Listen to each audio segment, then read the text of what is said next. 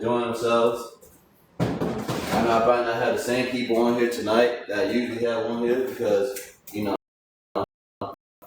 it's New Year's, people out there celebrating. I just got off work, so, and then I got to work in the morning too, so I don't have time for all that. But what I do have time for is a good stretch, right, before I go to sleep. So I'll be doing some yoga in a second. Yoga kind of helps me sleep well at night, so that's why I like doing it. How's everyone doing though? Everyone doing all right? Happy New Year's, everyone. I see more people joining. Happy New Year's. I'm gonna get started with this yoga in a second. So we'll be doing some yoga.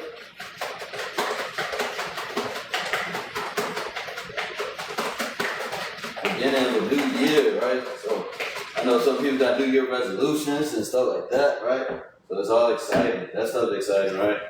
Try to figure out, make some plans on what you want to do for the rest of your year, and then stick to those goals, and hopefully accomplish them before or by the end of the year, right? So that's good. Some people set up health and fitness goals. Some people set up goals for their jobs, where they want to live, what they want to do. You know what I mean? So it's a fresh start. That's what New Year's is. Fresh start. Alright, so what's going on, Devon? So I'm getting ready for some yoga. I told you I was gonna be on here tonight.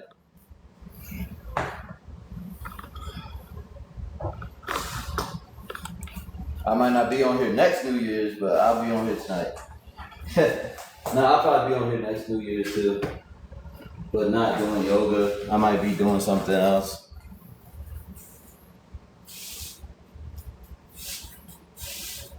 Appreciate it, Mr. Medley. Alright, so we'll be doing yoga. Where's my book at? Dang, I left my book upstairs. Give me 1 second, I'm gonna grab my book and then I'll get started.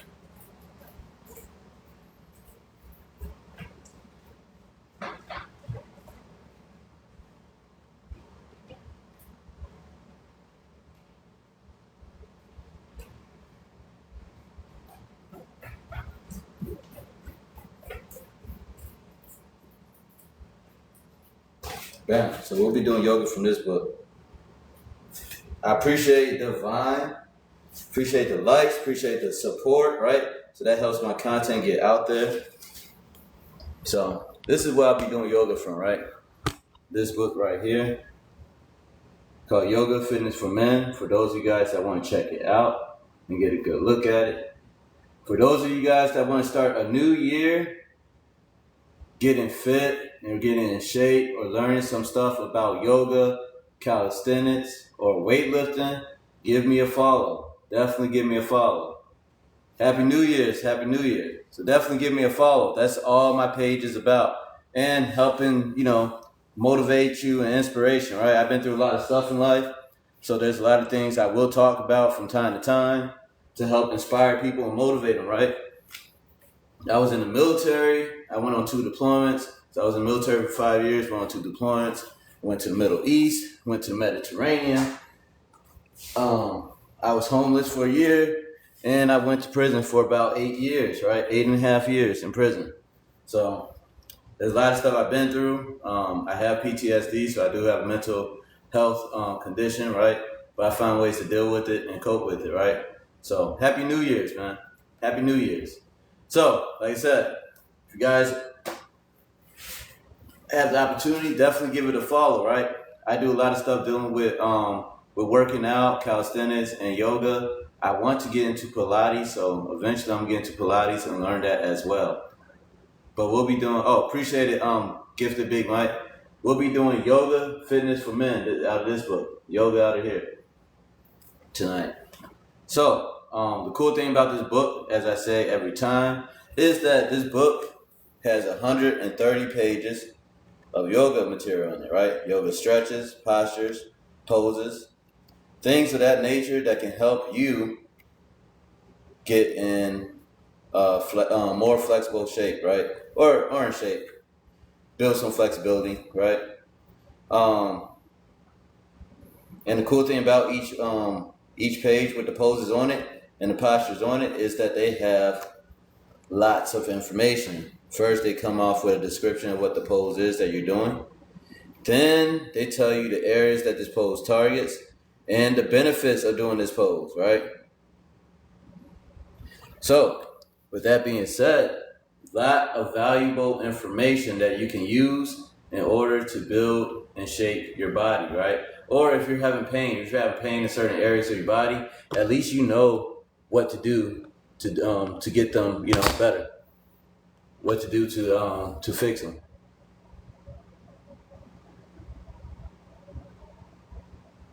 Yeah, yoga definitely adds that to it. I believe working out does too, right?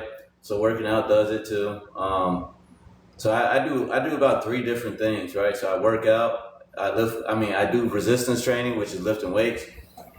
I do calisthenics, which is like body weight, and then I do yoga as well, which is a whole different type of workout.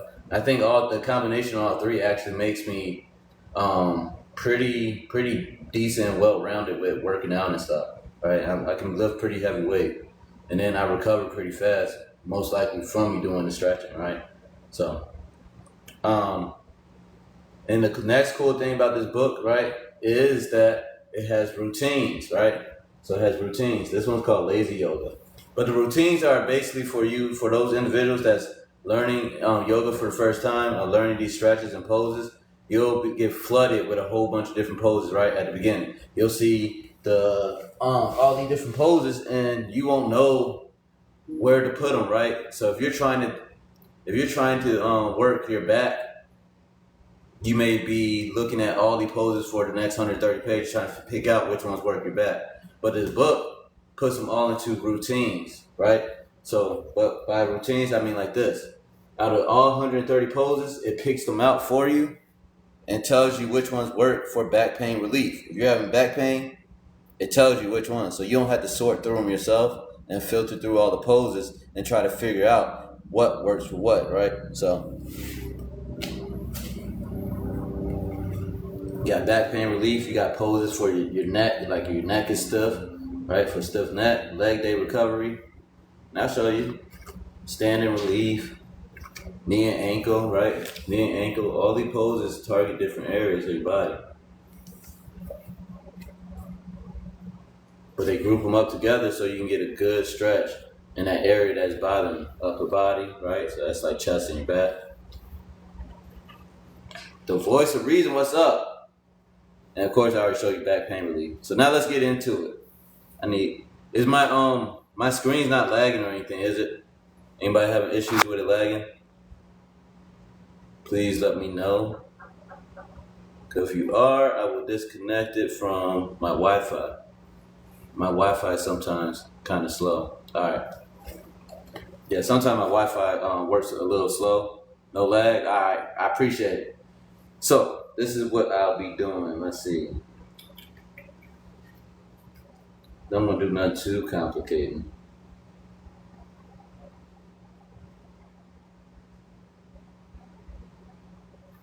I'll do the same poses I've been doing. That's how I was gonna do it for until February before I get to the harder stuff. I don't want to complicate stuff and make it too hard for people, right? So the first one I'll be doing is total body soreness. So this is total body soreness for y'all out there. Total body soreness relief. Now with total body soreness, the first pose they have me do on here is called the standing back bend and the standing side bend. So the standing back bend is on page 28, standing side bend is on page 30. So I'm gonna show you guys what that looks like. Happy New Year's to everyone. Happy New Year's. Hope everyone's having a good night so far. So this is the standing back bend.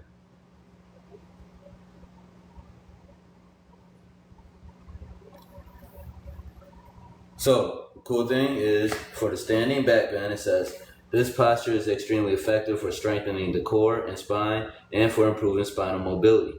Use it in the morning to wake up with an energy boost. Standing back bend is also great before workout to activate your core and warm up your spine. standing back bend targets your core, spine, shoulders, and the benefits of doing it is that it strengthens spine and core, corrects posture, improves balance, and spinal mobility. It also opens up your chest, right? So, and then you got standing side bend. So this is the standing side bend, right there.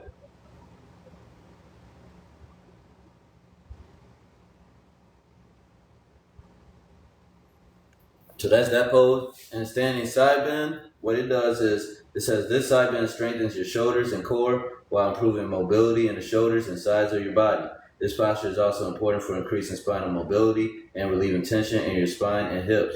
Start with a shallow bend and focus on feeling the stretch in the correct areas, right? Standing side bend targets your shoulders, core, spine, and side body.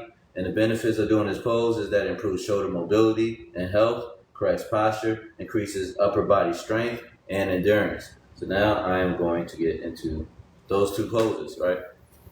So one of the big key things when you go into yoga and doing these stretches is that you want to do controlled breathing. So imagine yourself going to the doctor's office, right? And they have the stethoscope and they bring it up to your chest and they ask you to breathe in, take a deep breath in, and then exhale, right? That is exactly what I'm going to be doing, right? And it's going to be relaxed. These breathing techniques should be relaxed. They should not be forced and they should not be sporadic, right? It should be nice, calm, relaxed, and you're in control of it, right? So it will look like this, right?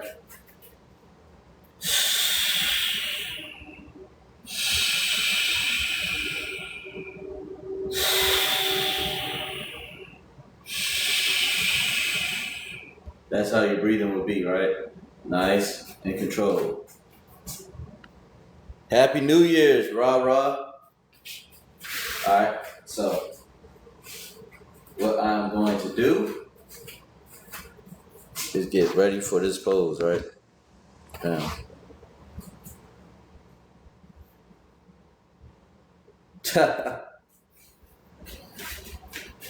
Yeah, if I was into like bodybuilding competitions. Alright, so you're gonna put your feet together like this, right? And what you're gonna do is you're gonna flex your abs when you go into this pose. And you're gonna clench your glutes, right? So you're gonna clench your glutes, and I'm being serious about clenching your glutes. So I'm gonna show you, right? When you go into the pose, like your abs are flexed, and then you're gonna clench your glutes together, right? Like that. And the reason why you're gonna be clenching your glutes like that, you do pec bounce, pose, up please.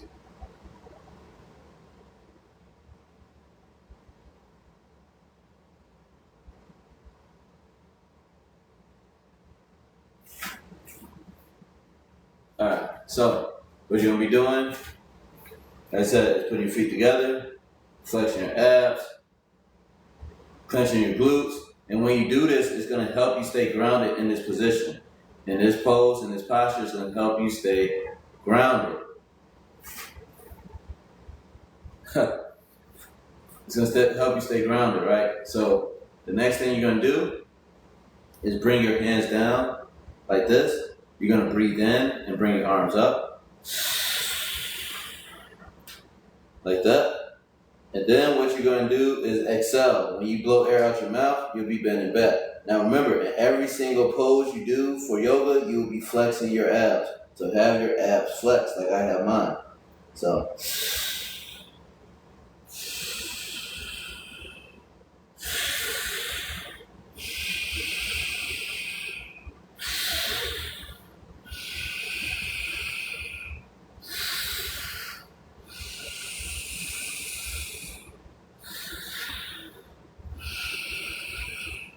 And when you exhale, that's the only time you move further back. When you breathe in, you're holding the pose.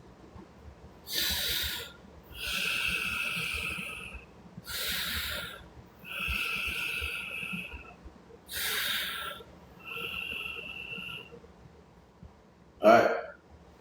So that's the standing back bend. Now I'm going to do it to the side as well. So keep your feet together.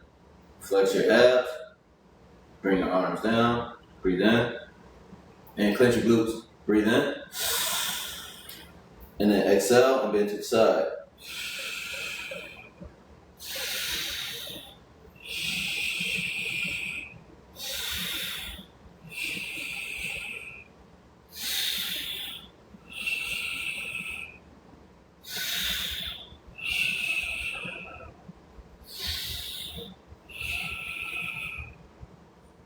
That's the standing side bend. I'm doing it on the other side as well.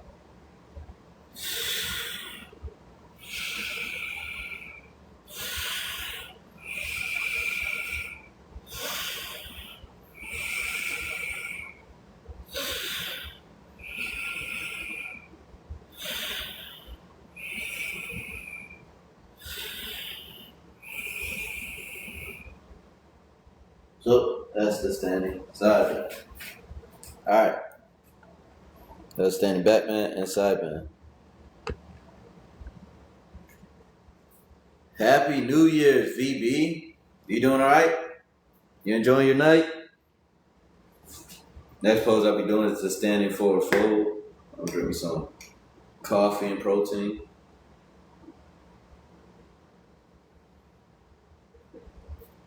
I'm doing good. Just got off work, getting my yoga session in.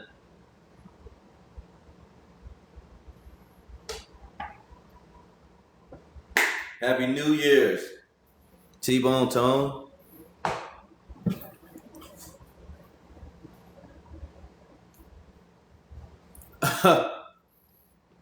No, I do not, unfortunately.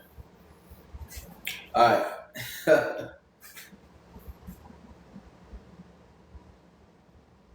Oh, countdown already happened for us over here.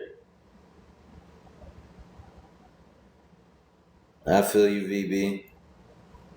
Yeah, countdown already happened over here. Yeah, it already happened.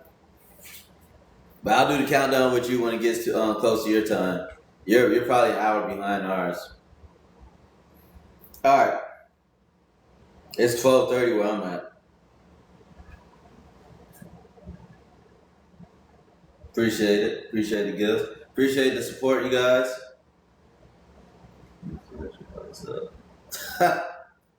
Who is it? Derek Pearson? All right, I'll flex it. I'll flex one.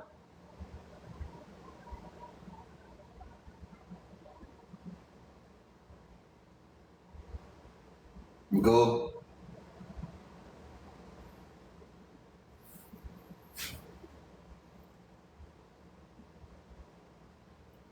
I was trying to see if he was going to say something. All right. So next pose is standing forward fold. This is on page 21, right? So I'm going to show you guys what it looks like.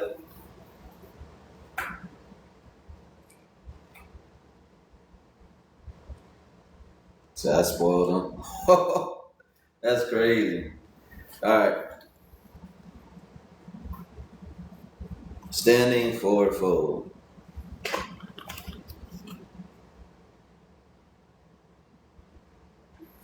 All right, I appreciate it. T-Bone Tone. Happy New Year to you too. That's the standing forward fold right here. That's what I'll be doing next. Right? So, I lost my page. Gotta find it. Alright, I found it. Alright, so standing forward fold, right? It says, this posture actively stretches your hamstrings to release tension in your spine and back. Focus on engaging the correct muscles to stretch the hamstrings and don't worry about whether you can touch your hands to the floor. This posture is great after a workout or long walk. The standing forward fold targets. People trying to co-host me. I don't know if I should accept it or not. We'll see. We'll see what they up to. This is Maestro Jammy. Give it up, man. Give it up. I'm very much just someone. Get the people like, oh no. Yeah, who the fuck is this? Hello? What's up? How are you? Hello? Yeah. Can you hear me? Hi.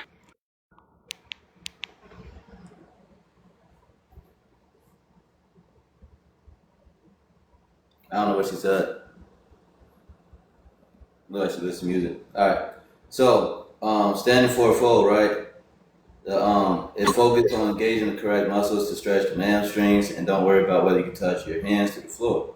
This posture is great after a workout or a long walk. So this pose targets your hamstrings, core, mid-back, and upper back. The benefits of doing standing forward fold is that it improves hamstring flexibility, relieves tension in the entire spine, and prevents soft tissue injuries in hips and thighs. Right. So standing forward fold. Okay, okay. So you guys gotta do. Yeah, I do yoga at night in the morning. Oh, it's nice. So this pose, right? You want to bring your hands down right here. You Mm. want to flex your abs, and you want to do controlled breathing. And you want to bring your hands up, and you breathe in like that. And then you want to exhale and bring your hands down. But you only be bringing your hands down when you're exhaling, and you'll be bending at your hips. So like this.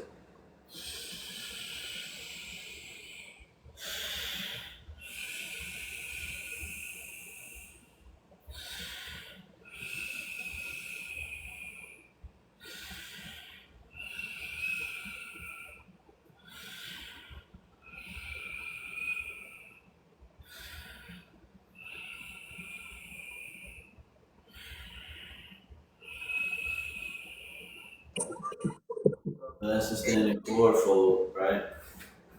Um, we'll go to the next pose after that. All right. So next pose. Uh-oh. All right. The next pose I'll be doing is the low lunge. So the low lunge and the half split. This is found on page 58 and 64. So This type of session. Hold on, sir. I'm doing good. How are you? I'm doing great too. I'm not properly dressed for your session. Oh, you're good. All right. So I'll be doing a low lunge, right?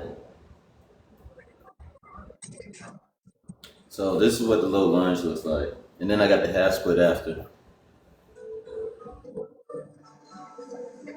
Shit. Okay. I need to work out more. I do. I need to work out more. Oh, thank you, Delta. I do work out like dead ass. Like I need to follow you so you can check my stuff out too. All right. Yeah, cause I like working out and stuff, but like I don't know, I be in a lot of pain, after I work out. So I just be like, am I doing it like too hard? So I just stop doing it for a little while, and then I'll go back to doing it. But One of the things you can do, especially like one of the things you can do, especially if you're experiencing pain from working out, is well, yoga or stretching, right? So you don't have to do yoga, but stretching in general. I don't know what that is that popped up on the screen. Why it's like that? But you can do yoga and stretching helps break up because you're probably are you going to the gym and doing like are you doing like calisthenics, body weight workouts or yeah, but light.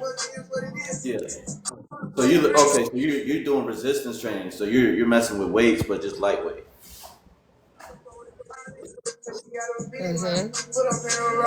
So maybe I'm like, because I be like, damn, I lay down and I lift my arm up and I'm like, why is my arm hurting? And I'm like, okay, I did do some like arm exercises or whatever, with the dumbbells and stuff. So, Well, but I do a lot of them.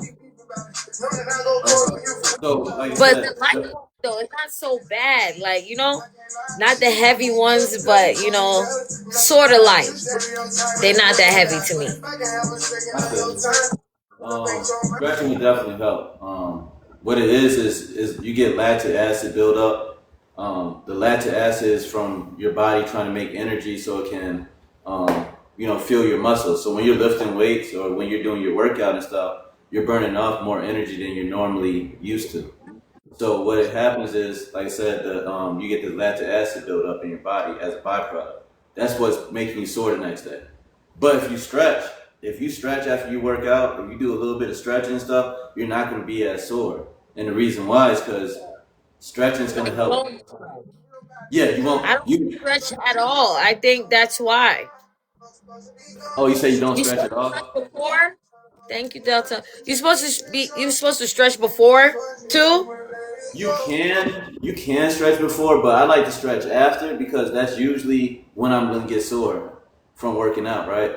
So and stretching right after too, especially while your muscles are warm because you've been working out or doing whatever you're doing. When Yeah. you stretch and you're doing all these different stretches and stuff, that lactic acid that's in your wherever it is, so let's say it's in your arms because you were working out your arms, you break it up. You're pulling it apart by doing all these different stretches. So that block starts to break up and move throughout the rest of your body, and then it's no longer concentrated. It's dispersed. It's like dropping like powder inside a water bottle, like Gatorade powder. But if the water bottle's too small and you put that powder in there, when you drink it, it's too concentrated and it doesn't taste right. So imagine when you put it in a bottle that's bigger, right? You put it into a bottle that's bigger, that same amount of powder, and then you drink it and it tastes right? Imagine your body the same way. You got lactic acid. Your body naturally has lactic acid in it, but you got this lactic acid from working out, and it's huge and it's concentrated, and it's just sitting there. So the minute you start stretching, you're tearing it apart, and then it starts to break up so small to the point it can move throughout the rest of your body and get into a less concentrated level, and it's not going to bother you as much next day. You may be a little bit sore, but you're not going to be as sore as you would be if you didn't do the stretching. Does that make sense? Yeah. Yes. I don't be doing all of that, so maybe that's why. You know, I just get right to it, and then like when I'm done, I just go lay down. So I'm not like stretching. I'm not doing none of that. I just be so tired from the workout. I don't know. I feel you. You can also stretch the day after that workout. I do yoga live twice a day, and then I go to the gym as well, and I do that live. I'm a certified personal trainer and certified in the field of exercise therapy. So Let me see. Am I following you? I need to make sure. Yeah. yeah, I also do like stuff dealing with like motivation and inspiration. I got out of prison back in August of 2024, so I did 8 years, 8.5 years in prison from 2016 all the way to 2024, and I just got certified back in September for work, for personal training and stuff like that. So I try to help people, and give back to people. I did some fucked up stuff back in the day, so you know, I think we all have, right? yeah, I feel it. So I try to help people out for the most part. Happy New Year, Super Money. Why your heart me gray? You should be blocked right now, Super Money. Okay? In the New Year's, the heart me's should not be gray. I don't like stagnant people. Get out my way. But yeah, happy new year. I'm gonna get out of here. Okay. I got something to talk to my chat about. Nice to meet you. Okay. And I'll hit you up about like some workout stuff because I really need the help. Okay, no problem. You know, Definitely. I like to, I used to do track and all that shit, you know what I mean? So, like, all of this is like mad, like tight sometimes. And I need to, like, kind of like release a lot of tension that's like in my neck and back and shit like that. I got you. You know what I'm saying? Like, I'm surprised that I'm still like this and lightly not even working out. Like, once in a while now, when I used to do it like every other week. Maybe I just got lazy and shit. So yeah, I'm gonna definitely hit you up. Okay, but Sounds nice good. to meet you and happy New Year. All right, Happy New Year. all right, baby. All right. Oh, what was amazing, Gifted Mike?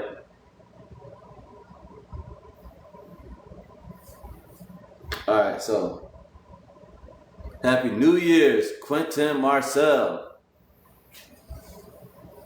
You actually had some pretty cool videos. I remember your name because you had some decent videos when I went. So one thing, oh, her story to connect with you. Oh yeah. One thing that I noticed, like some of y'all have some very cool, interesting videos like on your page. So I try to visit every one of my followers' pages, right? look through their videos, run up their likes, right, and I'll comment on her and stuff like that. But I remember some of y'all videos really stand out. Like it's really cool. Like some of the, it's hard to explain, but it's cool how y'all do some of y'all videos, right? Y'all are very creative, so yeah, definitely. I enjoy watching some of y'all videos for real. I'm like, dang, I never even thought about doing stuff like that. That's crazy. So it's awesome. But anyways, the low lunge, right? We were on low lunge and the half split. So I'm gonna go do those for y'all.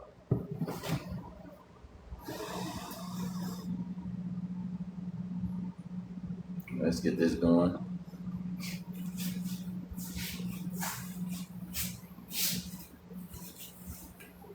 Yeah, again, I try to every now and then I try to accept people's when they pop up on my screen for the battles and stuff. Y'all don't have to send me anything. I don't really care about winning the battles and stuff. I just do it as a forum to connect with other people and get my information out there, right? So my what I do on my page, right? My fitness stuff. So I don't really be expecting to win any of them. No problem, Quentin. No problem. Now, so for the low lunge, what I'm gonna do is bring one leg up. I'm gonna bring my left leg up like that. And then I'm going to flex my abs. I'm gonna place my hands on my hips and turn this way, right? So I'm always correcting my posture. Gotta correct your posture like that, right? Flex your abs. And then I'm gonna place my hands on my hamstring right here. And after that, I'm gonna raise my hands in the air. So I'm gonna take a deep breath in and breathe my hands in the air like this. And this right here is the low lunge, right? So this is the low lunge. I'm flex my abs like I've been doing and do controlled breathing.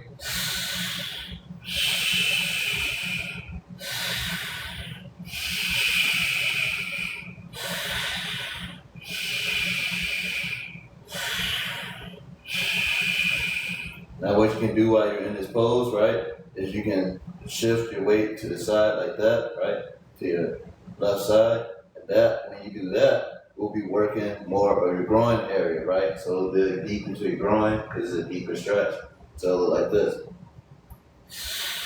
And you exhale, you blow air out your mouth when you do it.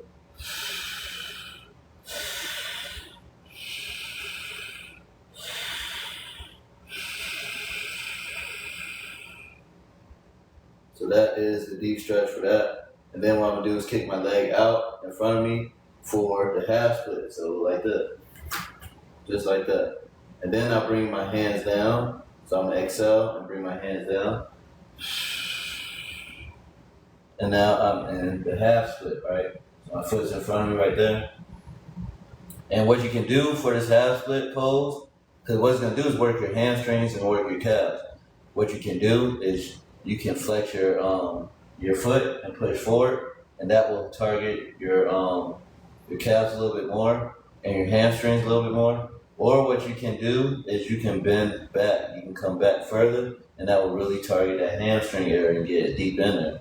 And when you fall back like that, what you're going to be doing is exhaling. You'll be blowing air out your mouth when you do it. So it'll look like this.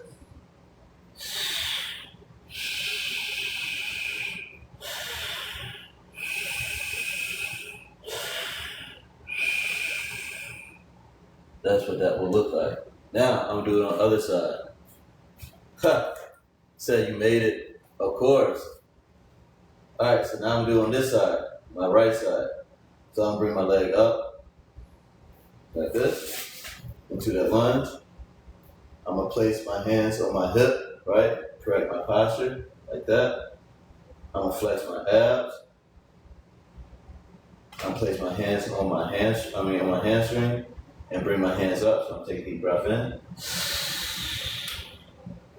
Now I'm in the low lunge, right? So this is low lunge. I'm gonna flex my abs, do controlled breathing.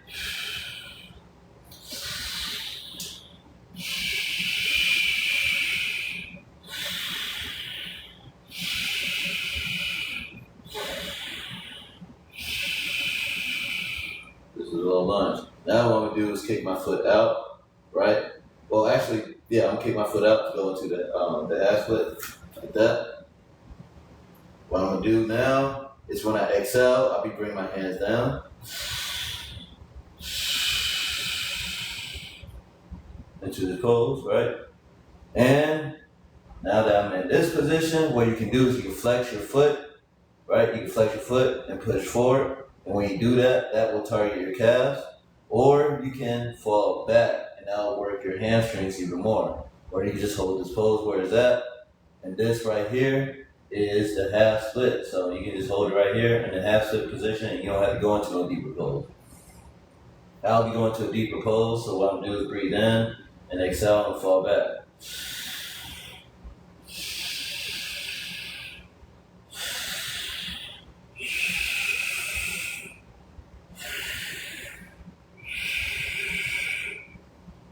That right there is the half split. All right. So for the next pose, to be honest, I'm surprised this many people are on this right now because I thought a lot of people would just be out, doing whatever on New Year's, maybe drinking or hanging out with family or something.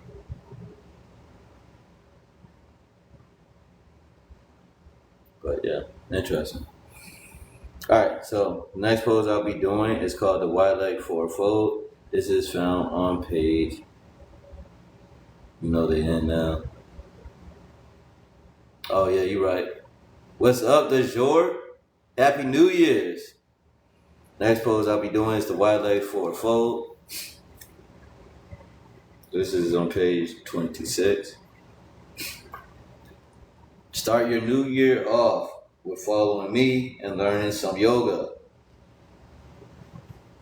Ain't that right?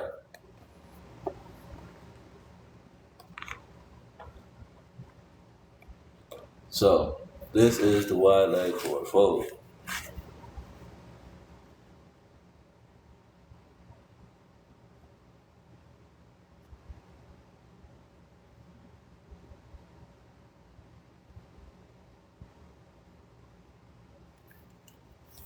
All right, wide leg forward fold, right? We're gonna get into it. So, for the wide leg forward fold, right? This position stretches your inner thighs, relieves tension in your back, and helps prevent knee injuries. It's an essential cool-down posture for athletes because it promotes speedy recovery and improves lateral mobility. Wide leg forward fold is also ideal for any person fighting chronic lower back pain. Wide leg forward fold targets your inner thighs, your hamstrings, and ankles. The benefits of doing a wide leg forward fold is that it prevents soft tissue injury in thighs and hips, speeds inner thigh and hamstring recovery, and strengthens knees. Also relieves lower back tension. So that is that pose, right? Wide leg forward fold. Now I will do it. Uh-oh. Let me drop this. All right, let's bring this up.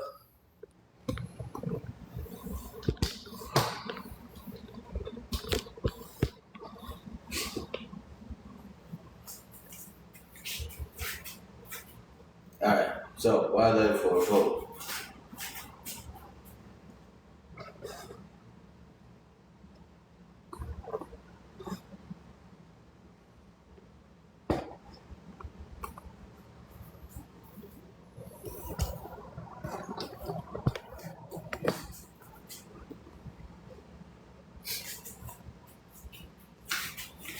What you want to do? I might have to bring this down a little, to be honest. I made it too high. I'm not that tall. Bam. Wide leg forward fold. So what you're gonna do is you're gonna widen your legs up like this, alright? Bam.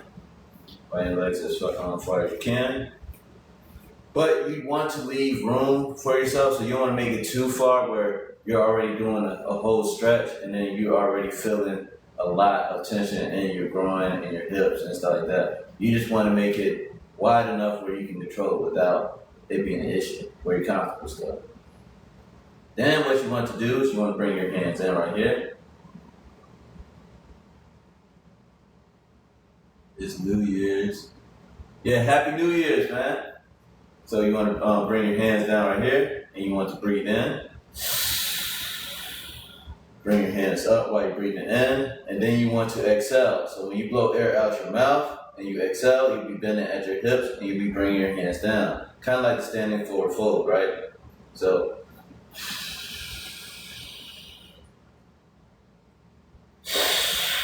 notice when I breathe in, I hold the pose.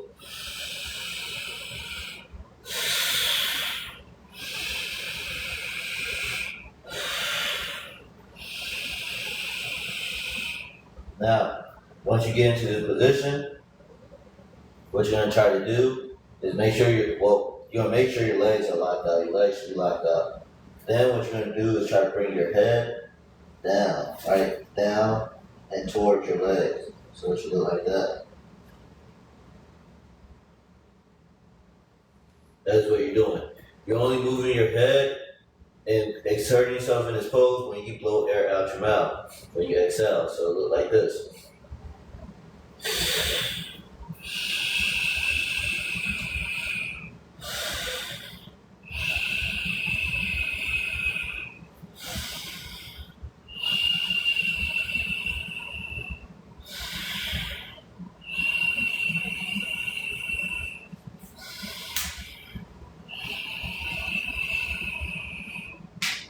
Woo!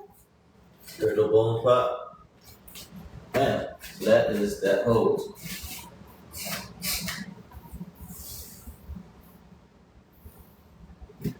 So that's why leg forward fold. Appreciate it. Hoorah boo. Appreciate the likes. Appreciate y'all support. Thank you. Thank you. Starting the new year off nice. Hopefully. All right. So the seated twist is the next pose I'll be doing. This is found on page 84 of my book. So I'm going to show you guys what it looks like. I appreciate that. Hoorah boo.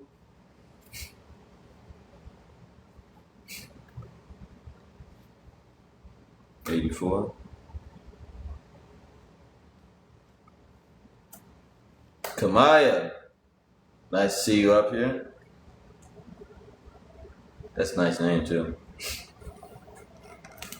Interesting name. I never really ran into anyone with that name. I have a cousin named Samaya. So Kamaya.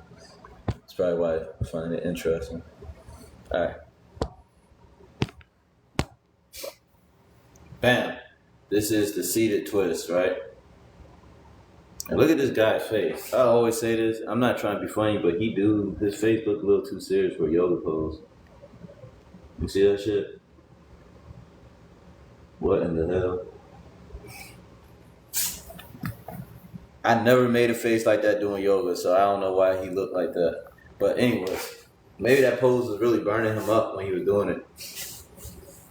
It had to. Give him a robot cop. RoboCop, yeah, damn right. He might have been tired. He looked pissed off. Like, look at this. Now, see, the thing is, it would fit any other pose. So this doesn't fit this yoga pose because yoga's supposed to be peaceful. You're not supposed to have like that look in your eyes like that, like you about to fuck someone up. Now, if he was into like some type of, jujitsu pose or something like that, it would make sense. It would fit the body. It just don't fit with what he's doing. It just don't they don't look right.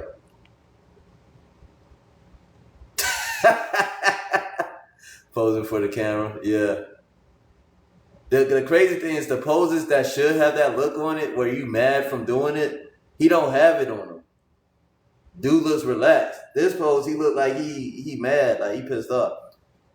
It was probably the last pose he did that day for this book, and he was like, man, it does look constipated too, yeah. When you're he looks like he's really focused on what he's doing. Look at his face. My bad. This joint be getting me every time.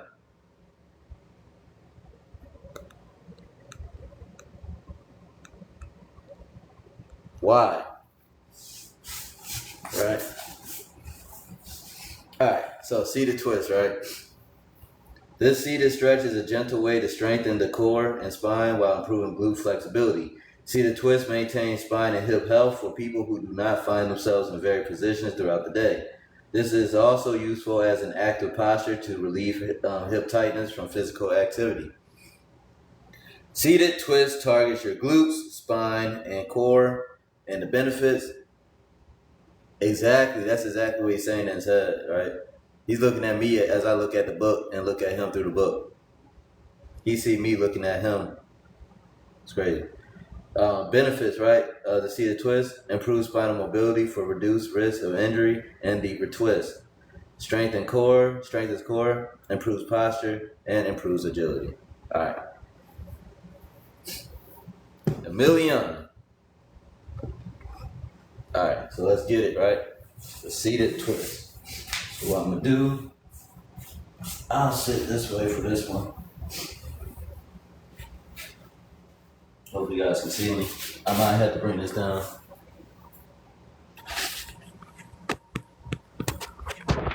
That is a lot of lights.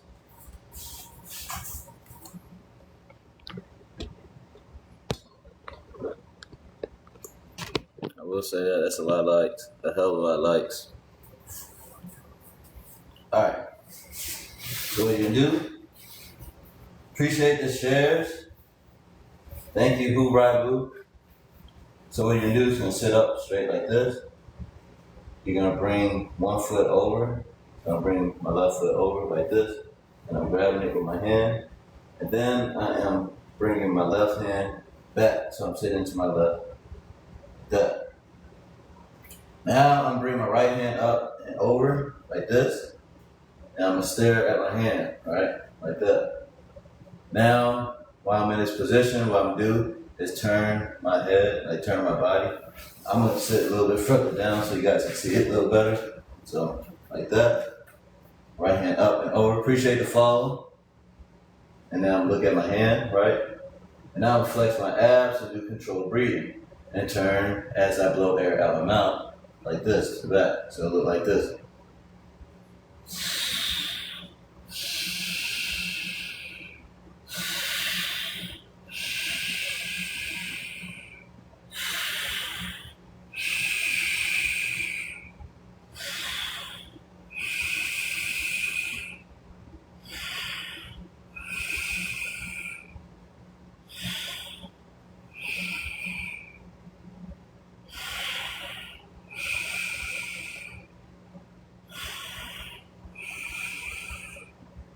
So that is that pose, right?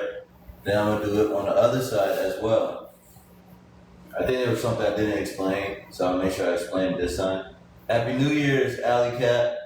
So again, have your arms up like this, or position like this. Then I am going to bring my right leg up and over, and I will also be bringing my left hand up. Oh, I'll be bringing my right hand back. So I'm sitting to my right hand, and I'll be bringing my left hand up and over, like this.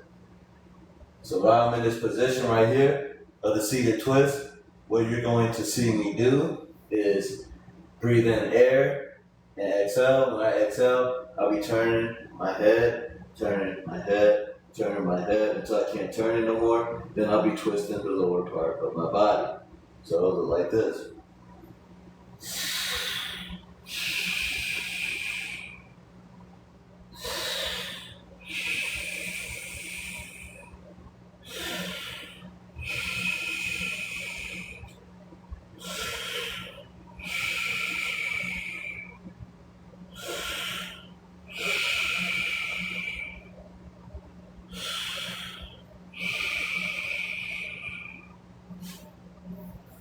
So that is that pose, right? Happy New Year's, everyone. And I know it's happy. It's definitely New Year's now in the like the Midwest region, right? Midwest region. Happy New Year's.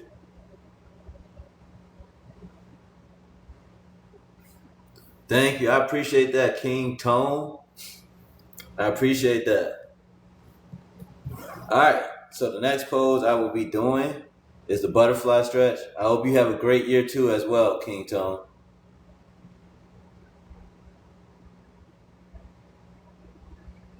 Thank you, Voice of Reason. We appreciate it. I know we all appreciate that. All positivity, good vibes, good energy. And I wish everyone a happy New Year's, right? And I hope y'all have a really good year, right? So a really good year.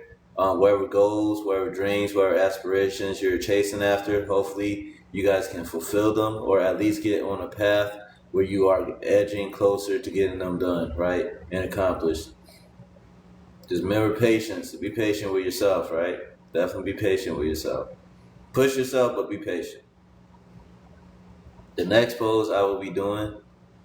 Happy New Year's, Eric. The next pose I'll be doing is the butterfly stretch. This is on page 82. So I'm gonna show you guys what that looks like. I'm about to drink me some more coffee and protein. I need that. Got to have that. All right. Butterfly stretch. Bam. Now there's two ways to do this. And this is one of the poses you probably did when you're in middle school, high school, or elementary school, right? This. See, he looks relaxed in this one. He doesn't even look like the same person in this pose, right? It's crazy. The other pose, he looked like he's about to fuck someone up. Now he look like he's calm and relaxed. He probably already did fuck the person up. They probably owed him some money. Now he's happy he got his money back. I don't know. I'm making a story for this guy. He had one pose where he looked like he was mad, so I'm just tagging along with the story. All right. So butterfly stretch, right? This groin stretch is beneficial for most men, especially office workers and athletes, because it releases tight hips and improves mobility. Do this pose or stretch both before and after workout to mobilize your hips and relieve lower back pressure, or anytime you're feeling tight and want a quick stretch. The butterfly stretch targets your groin and your core. The benefits of doing the butterfly stretch is that this stretches your groin and increases flexibility. It relieves lower back pain, improves mobility for squats, and lunges and other lower body movements. I didn't know you had just joined back on here. I was talking about the picture. So I was talking about this picture, right? Right here. I said he looks calm in this one now. And I said it's probably because he already fucked the dude up, got his money, and now he's just relaxed. Cause you remember the last pose, who right, Lou? Alright. We'll do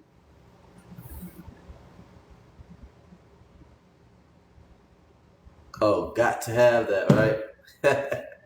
Yeah, definitely. Alright.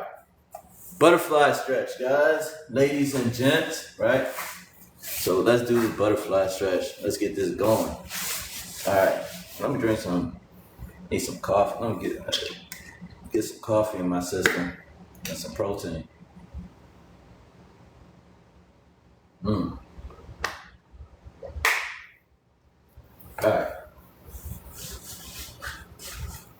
What you want to do? Put your feet together. Fast a little bit further back. So you got the seam better. Feet together like this. What you're going to do is you're going to straighten your posture. You're going to flex your abs. And you're going to do controlled breathing. Now, when you do controlled breathing in this pose, in this posture, what you're going to do is you're going to bring your hips down, right? You're going to bring your hips down when you exhale and blow air out your mouth. So it'll look like this.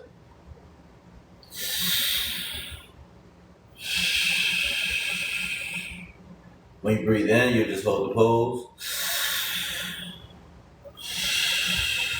And then you bring your hips down. Now your hips are only going to go so far down, right? When you're doing this pose. So they're only going to go so far down. And then you just hold that pose whether you breathe it in or exhale it.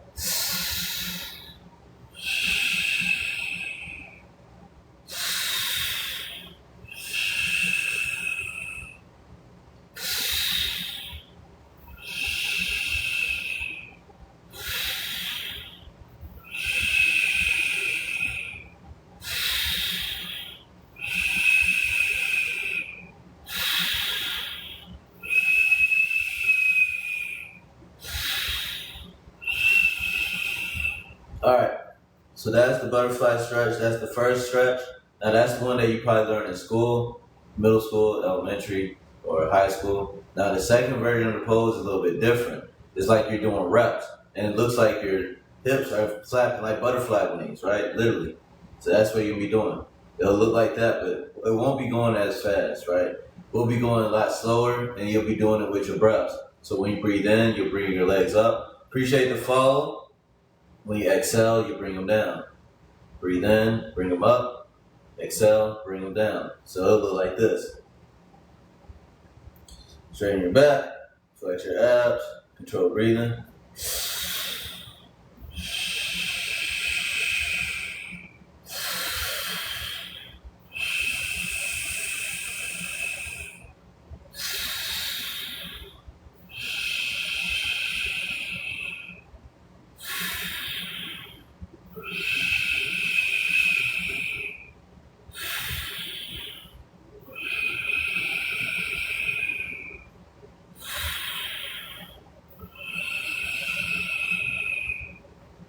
So that is the butterfly stretch. Right? Woo! Now, it is time for the next stretch. Let me see what the next one is. I think this one, oh no, it's child's pose. So I'm gonna show you guys the child's pose. Appreciate the follows, guys. Appreciate the shares. Thank you guys so much for your support, right? Thank you. Means a lot. And I say this all the time. I'll explain it as I go on with these different poses and stretches, but it really does mean a lot to me. Okay, Gucci Mane. Appreciate the rising star. Thank you. Next pose. Oh, the next pose is the child's pose. So let's go to that one. That's on page 86. Devon said, come on, man. Let's get on with the poses. What you doing? All right, so this is it right here.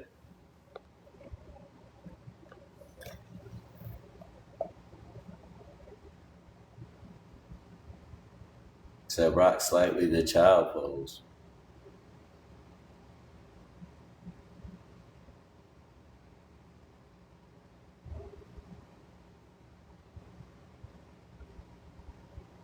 All right.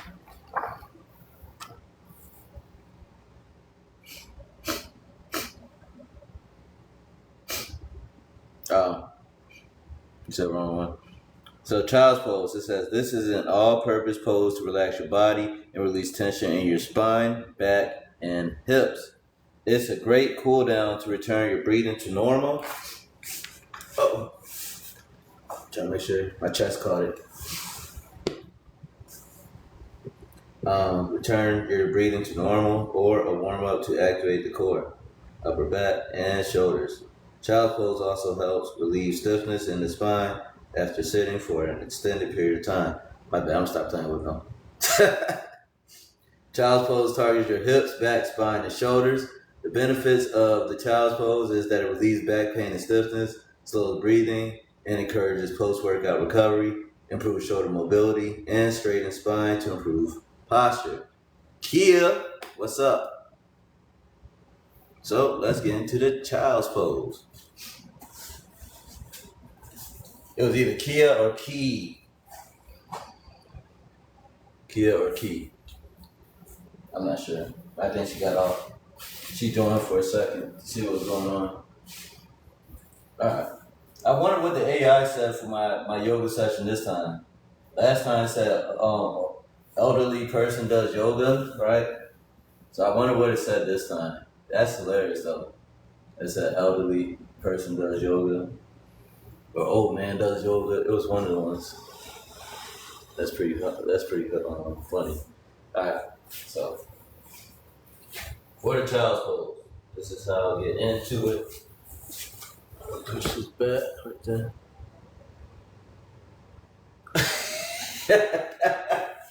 Right? It's the AI that did it, right? I don't trust them. The AI trying to sabotage me. Elderly person. I got 3 gray hairs in my beard, and they talking about elderly. Look at that. 3 gray hairs. I can't really grab them. You might not be able to see them well either. 3 gray hairs, they talking about elderly. That's crazy. Alright. Oh, yeah, I'm gonna have to play around with this dang camera. This is one of those things. All right, you know what I can do? Man, I know exactly what I can do. I had Michael Jackson stuff in my head for some reason. I had a couple of his songs in my head this week, specifically "Smooth Criminal." And I'm not sure why. What's up, The Chosen? What's up? All right.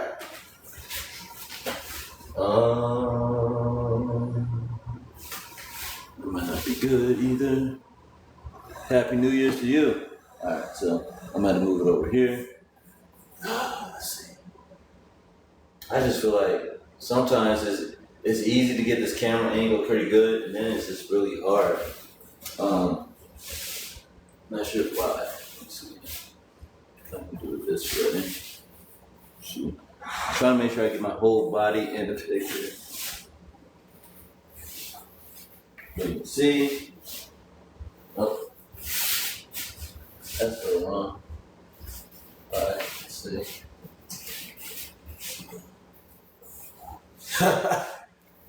Talking about that's fine there.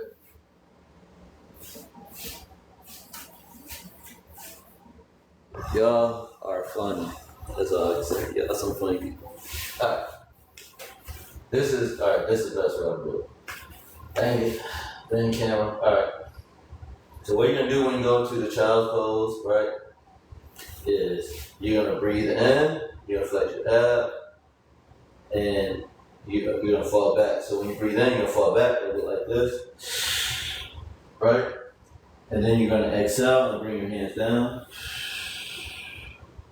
like that. Now, while you're in this pose, while you're in this position, what you're gonna do is flex your abs and do controlled breathing. So you can stay in this pose if you want to, right? In this position. This is like more for beginners, where you just hold this pose right here.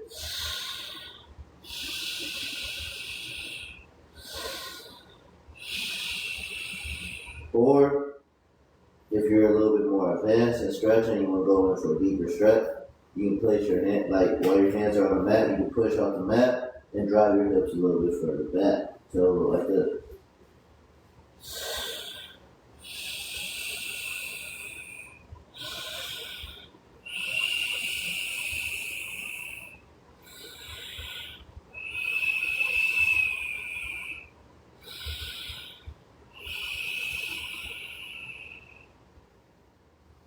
So that is that pose, right? That's the child's pose. Now the next pose I will be doing. Let's see. Is the lizard pose. This is found on page 66. Appreciate that. Who right, boo?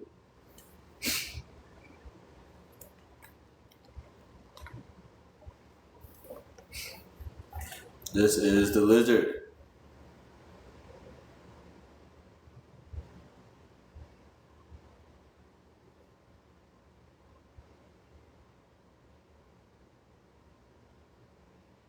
Yes. So this is the name of the book. It's called Yoga Fitness for Men.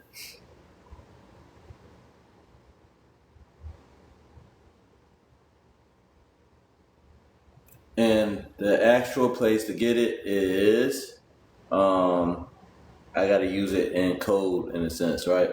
So, Wonder Woman is an Amazonian, according to DC Comics. Oh, okay. So I got it. Alright. Well, I'm happy you got it pretty quick. Lizard pose, right? So lizard pose says this deep lunge stretch opens the hips, releases tension in your back, and decreases soreness in the lower body. Lizard helps speed up recovery and reduces the risk of injury in the hips, thighs, knees, and lower back. It also helps reverse the negative effects of prolonged sitting or inactivity. Lizard targets your hip flexors and your inner thighs, and the benefits of doing the lizard is that it relieves hip tension and soreness, increases hip flexibility for longer strides and deeper lunges, prevents common soft tissue hip injuries, and reduces lower back pressure, right? So All right, let's get it then. Let's get it. Was it in the Kimura? In a Kimura? Or in Nakamura?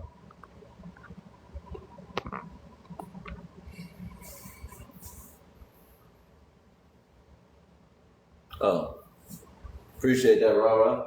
All right, so we'll be doing the lizard. Bam. Actually, I'm gonna bring this up. I'm gonna angle it down. I can angle it down because it's already up a little. Okay. So for the lizard pose, right?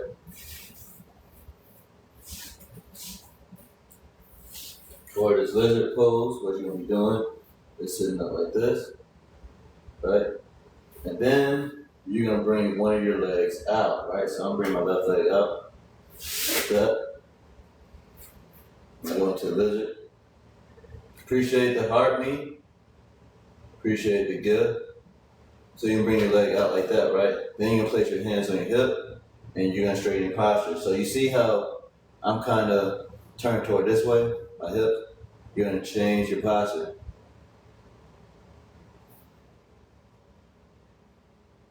Okay. Let me make the screen brighter too. Check your DMs later.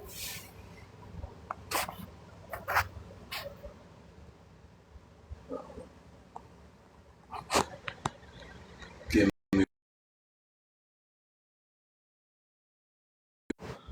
My bad. I didn't mean to exit off there. I'm trying to make my screen brighter. All right. Oh, I feel you, the chosen. Yeah, just look. You can always hit me up in my DMs. You can always message me and stuff like that. I'll get back to you. If you have questions, feel free to ask them while I'm doing stuff live. I go live 3 times a day. So I go live in the morning, in the evening time, and in the afternoon, right? Except for Thursdays. Usually on Thursdays, I'm only able to go live twice and I do yoga. But today, I don't have to work in the afternoon time or the evening, so I just work in the morning. So once I get off my morning shift, I do yoga. Then I go to sleep for a little bit. I go to the gym, and then I do yoga after the gym tomorrow. So it'll be 3 times. Well, it'll be 3 times today. Okay, yeah, definitely. We could do yoga together. So that's one of the things I want to do. Where with this on TikTok, you can actually open up a panel and have a little box to set up, so we can all do yoga together if people want to do yoga with me, right? So.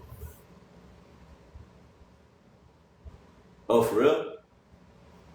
I heard that a couple times. Why wouldn't people respond? Especially if you got followers and people you're trying to engage with. I would think that people would engage with them. I'm not understanding why people don't do that, you know? Okay, cool. Yeah, that's weird. Yeah, I don't know. People are, and I work every day, so, and I'm still able to respond to people, so I'm not understanding what what other people got going on. You know what I'm saying? But I can't speak for other people. I don't speak for myself. Okay, that's true too. Okay, no problem, Marty Mar. Yeah, I love doing yoga. All right, so what I'm gonna do is bring my leg out, right? So I'll bring my leg out like this, and then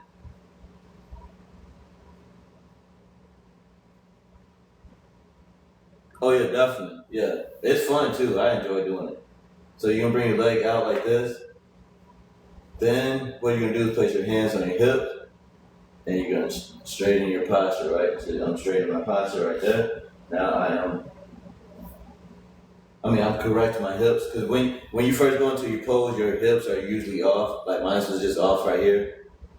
So now I'm correcting it, right? You want your posture to be correct, and you want your hips to be straight. Then you want to make sure your knee lines up with your ankle, right? So it's a straight shot down, right? So that's another way to check your pose before you get into it. And then after that, what you're gonna do is you're gonna breathe in. You're gonna place your hands on your hamstring right here. Then you're gonna breathe in. And then when you exhale, you'll bring your hands down, but they'll be going inside So it'll be going inside your leg. Like that. So they're on the inside, right? That's how it's supposed to be for this pose. Then what you want to do is straighten your body. So you want to breathe in, straighten your body like that, flex your abs, and do controlled breathing. So like this. This is the lizard pose.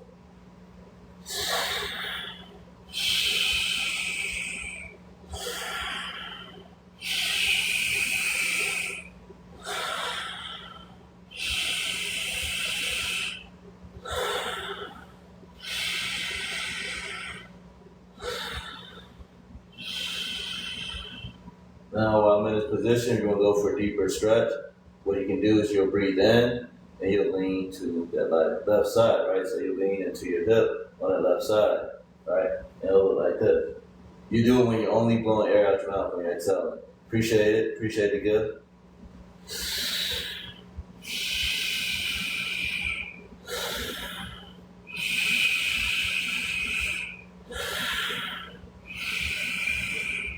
And that's going to really hit your groin. Now I'm doing it on the other side.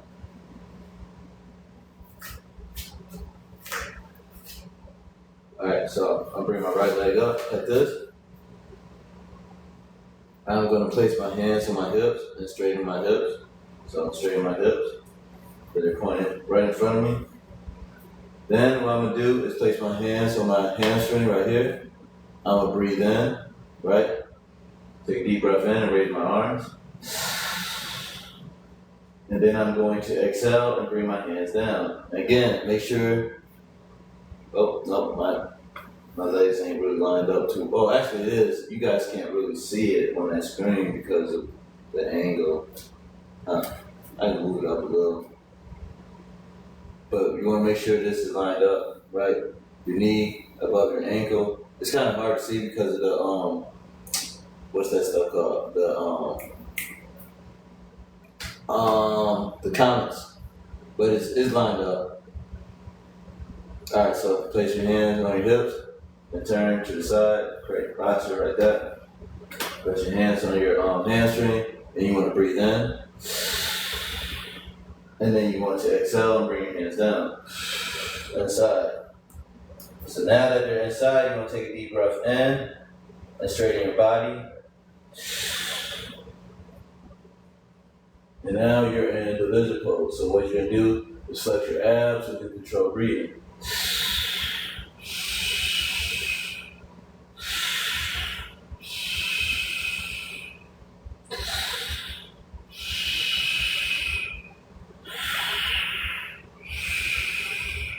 Now if you want to go for a deeper stretch, you can put weight onto your right hip and bring it out like that, right? So you'll be doing that when you blow air out your mouth, over like that.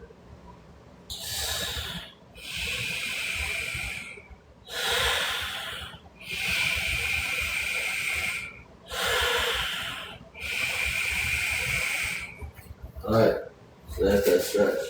20K. Appreciate the 20K. Alright. Now, the next pose I will be doing is thread the needle. So thread the needle is found on page 106. I'll show you guys what that looks like.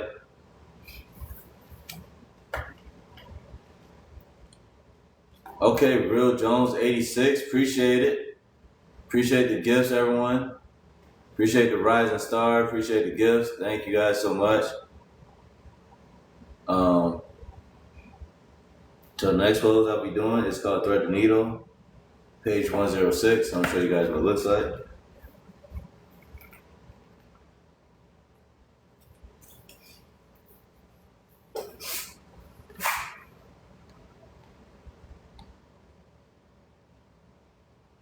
So this is thread the needle.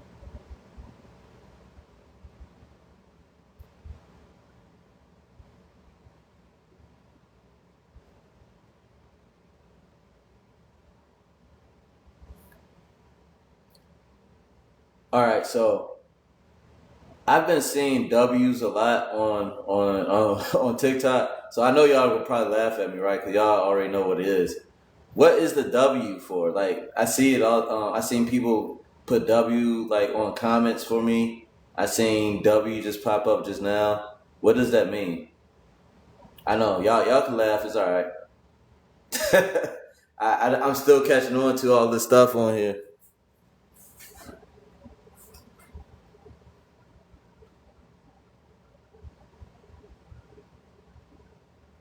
Oh, okay. That's all right. All right. So now I see it. W is welcome, I believe.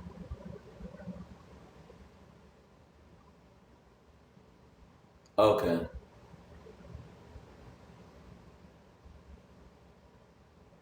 So yeah. So this is the thread the needle pose.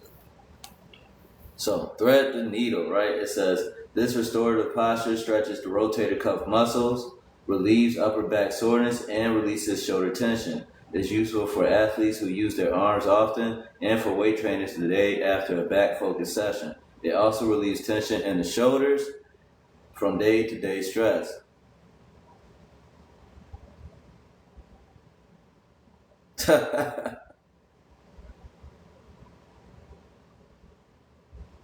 um, the thread the needle targets your upper back, shoulders, and rotator cuff. So Mark, you didn't know it either? That's your first time seeing that too? Well, I seen it, I just didn't know what it meant. Yeah, at least I ain't the only one. Unless he says he did know, then I'm just like, oh. All right.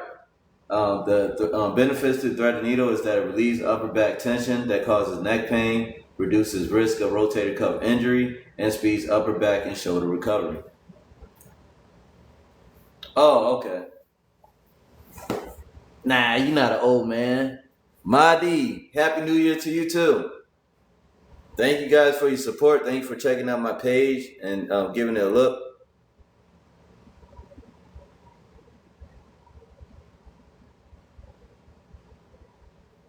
Wow.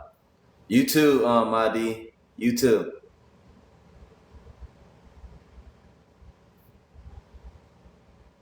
Oh, okay. I'm not used to. Well, yeah, I guess I am. I'm new to a lot of this stuff on here. I can't even lie about it. Right? There's so much stuff on here that I just don't know. I think I need that for my gallery. Does it tell you what you need on here? I think it's this. I found out how to do it again.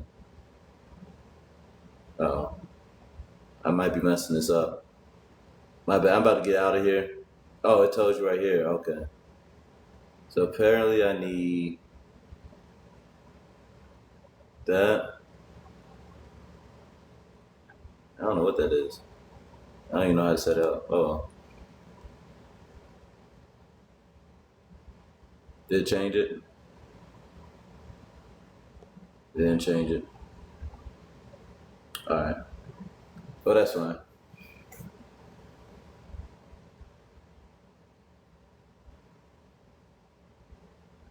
Oh, shoot. My bad. I was not trying to do that. Okay, I unpinned it. All right. Oh, you can pick them. Why wouldn't it wouldn't let me pick them because it got that star still up there?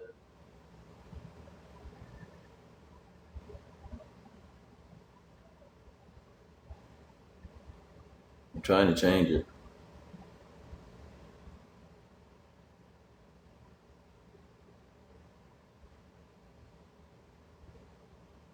Oh, okay. You have to do it before you even go live. I got it. All right. So the next pose I'll be doing. Oh yeah, thread the needle. So let me show you guys how it's done. Yeah, I'm learning this thing. So my bad. Let's get into the poses though. So what you want to do? What you want to do is get into thread the needle. So y'all can't see me too well. I'm gonna have to bring this a little bit further back over here so I see it better. But more people are starting to get on here now though. My thing was like plus 58 just now. I'm not even sure what that means.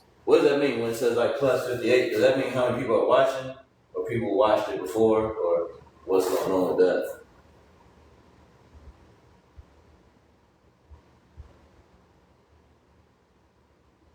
Oh, it says something about it'll reset my live, where I'll have to. It says something weird. It's fine. I ain't too worried about it. I'll learn it time from time when I go in there. All right. So what you want to do for the thread the needle pose, right? If you want to get on all fours like this, then you want to take a deep breath and fall back. So, and then you want to exhale. When you exhale, you'll be bringing your head down, and you'll be bringing your arm through like that. So, let me see my arm right here. So, right. Then with this hand in front, right, what you're gonna do is you're gonna flex your abs, do controlled breathing. You're gonna push off the mat, and you're gonna drive your hips back. So it'll look like this.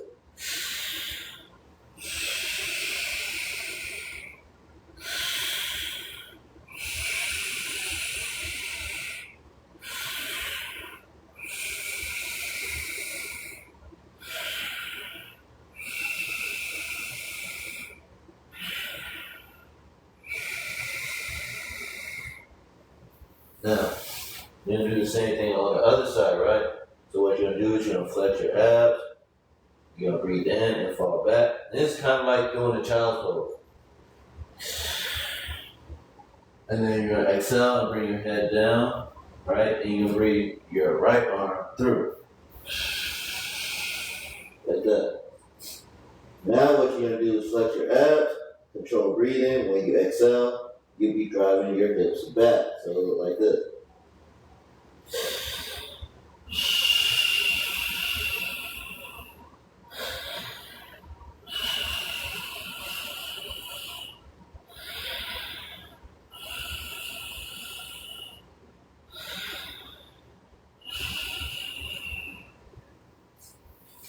So that is the needle.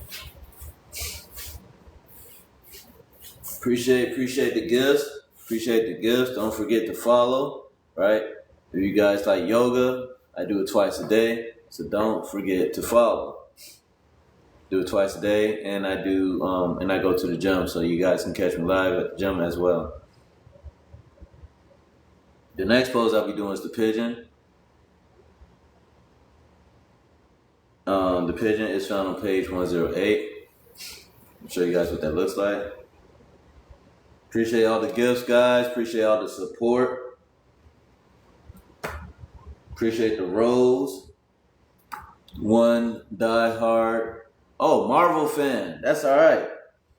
Look, I got Marvel tattoos on me and stuff. That's all right. I'm big into anime and stuff like that. Said you lit tonight.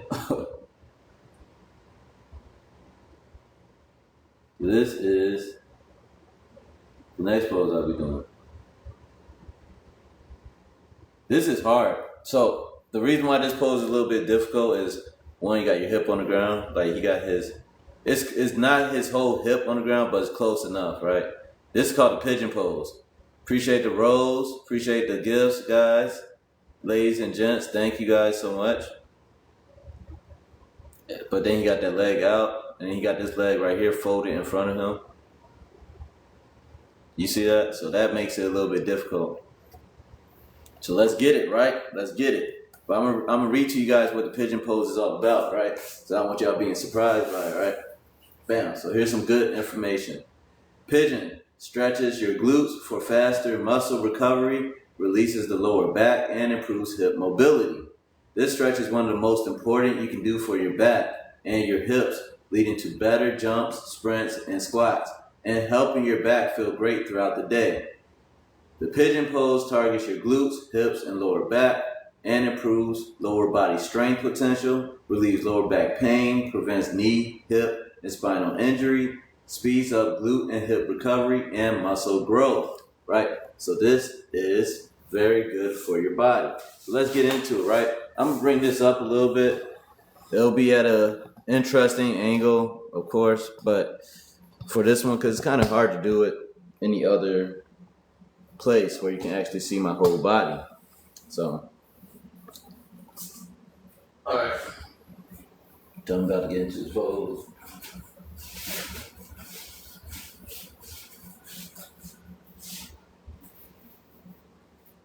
Try to make sure this is far enough up as I need it.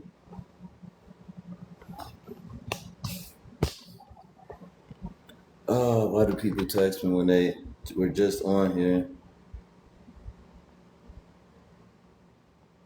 All right. I think he was literally just on TikTok. Unless he just didn't see my live. Didn't see my live going on. That could be it too. Oh. My bad. My bad. Give me 1 second, guys. Ooh, that's a little bit too high now. Brought it a little too high. Alright. That should be good right there. I can do it straight. I might not be able to do it straight. You know, I can see everything. I'm gonna do it. It's kind of slanted. So I'm gonna do it kind of slanted like this.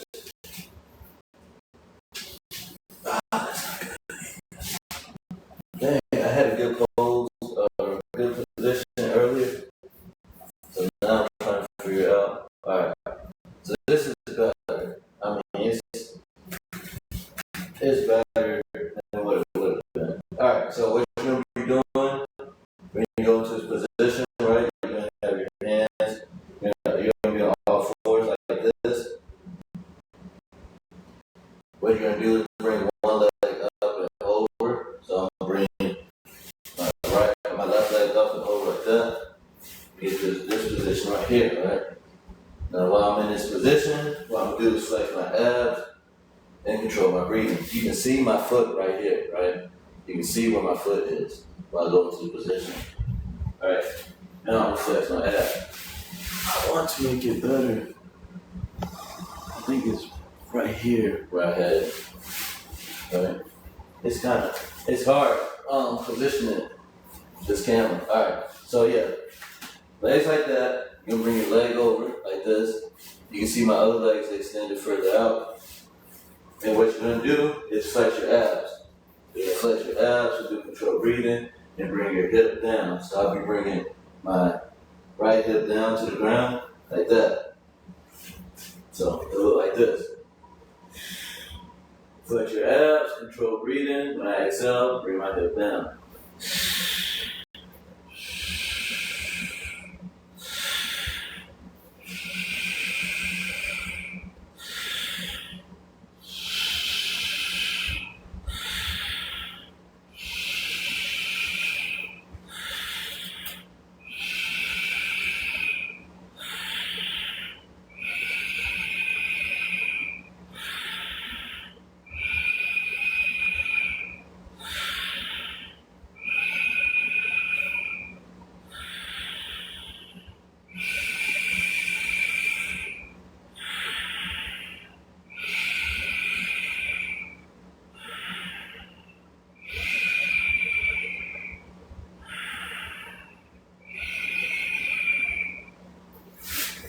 Alright, so that right there is the pigeon pose. Now I'm going to do it on the other side as well. So it's kind of hard to find good angles so you can see everything when you do these poses. So bear with me. I'm going to keep playing with it every single day, put it in different positions and stuff like that. I know the other way I had it, when I had it on the other side of my place, it was still kind of hard to kind of adjust it. So it's just one of those things. Alright, so now I'm going to go into the pigeon pose on the other side. So I'm going to bring my right leg up and over like this. I'm going to flex my abs, right? And do controlled breathing. So I'll flex my abs, do controlled breathing, and bring my left hip down like that. So like this.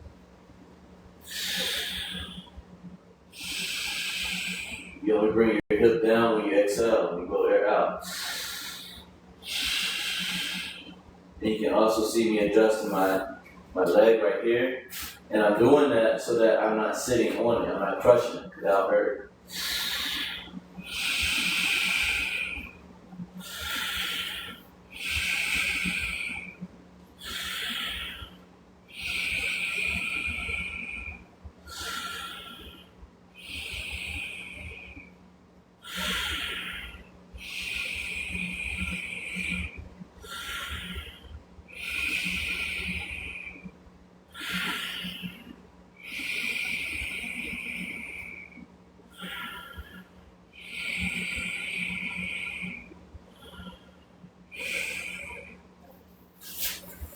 So that is the pigeon. Alright, that's a deeper pigeon stretch. But it's good because it really stretches the area. Alright.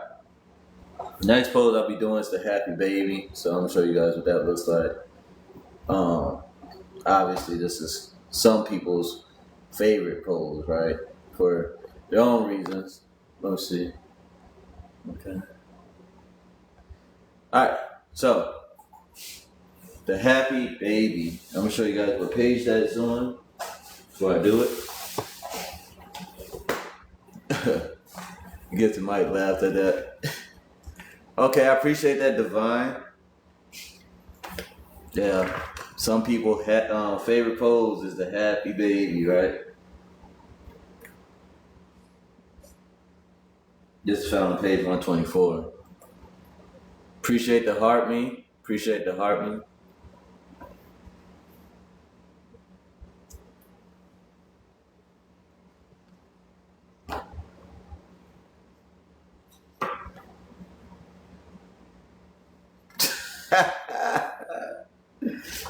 Oh no. Alright. So this is the happy baby.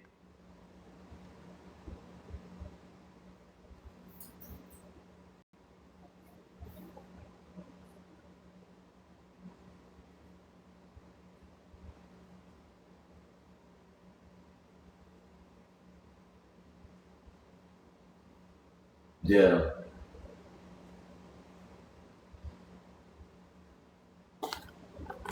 Quite flexible, right? Quite flexible. All right, so it says, this is a great stretch for your groin. Groin to help relieve lower back pain. Use happy baby before a yoga workout to help warm up, or after a workout session to release muscle tension and speed up recovery. This posture is also perfect for when you want to move but don't feel like exercising. All right. The happy baby targets your groin, lower back, hamstrings, and inner thighs. The benefits of the happy baby is that it releases lower back tension and discomfort, stretches groin and hamstrings, and increases hip flexibility. All right. So you drink that coffee. Okay. Y'all funny. All right. Actually, I'm gonna bring this a little bit further now.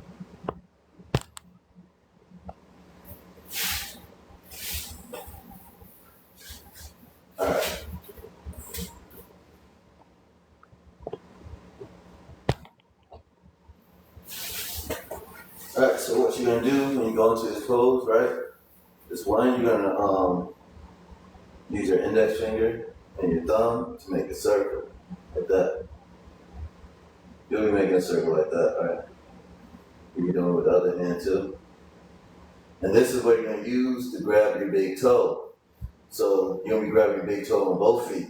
So you're gonna go in here, grab your big toe, go in, grab your big toe, and then you're gonna bring your legs up like that. Now, while your legs are up like this, make sure you only hold it with these two fingers, right?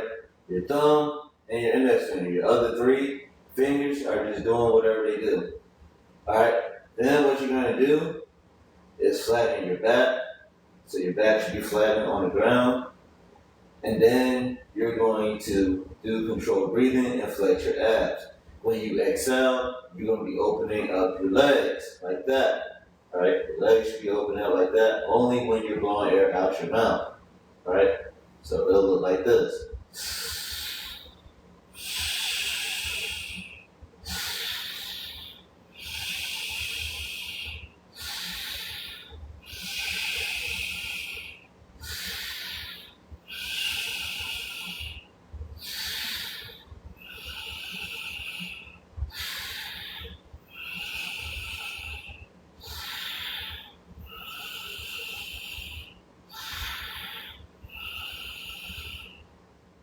That is the happy baby stretch. Oh!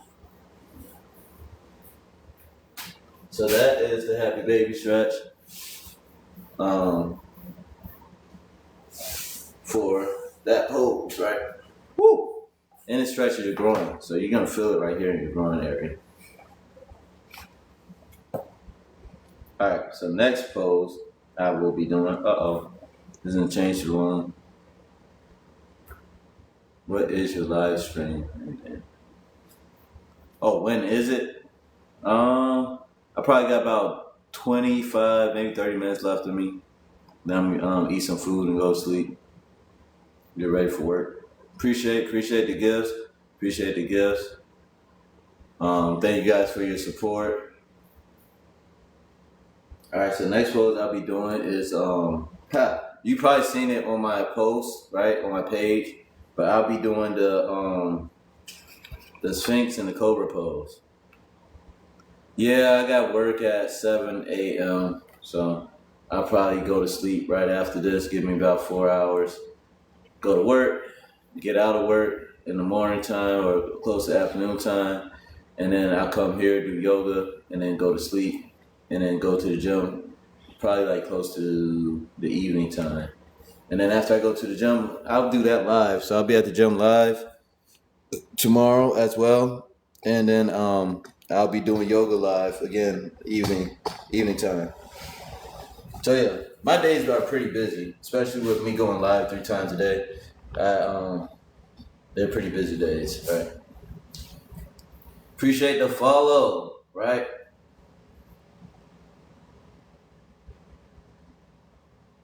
You good.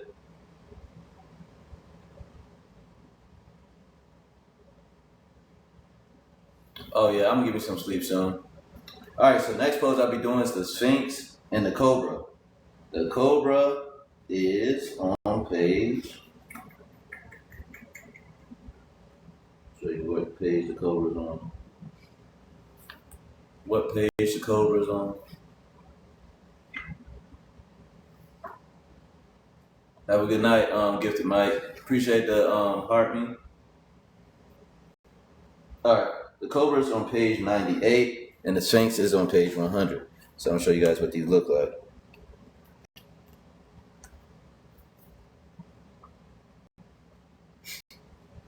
Cobra.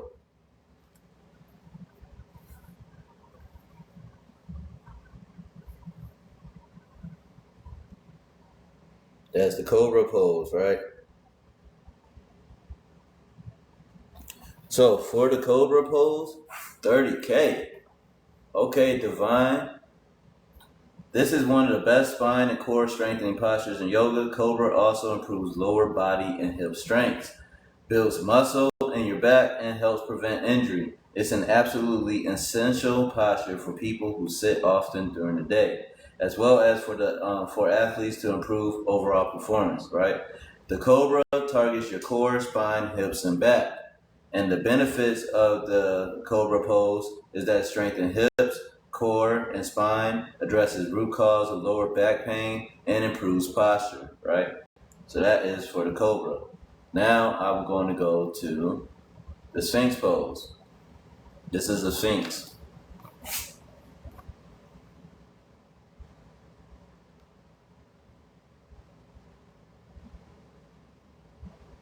That's the next pose I'll be doing. One of them I had already did and I made a post about it.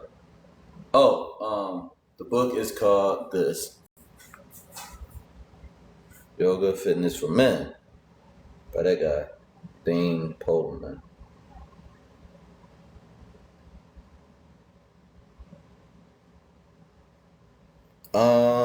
Can I type in chat while I'm on here? Yes. Yes.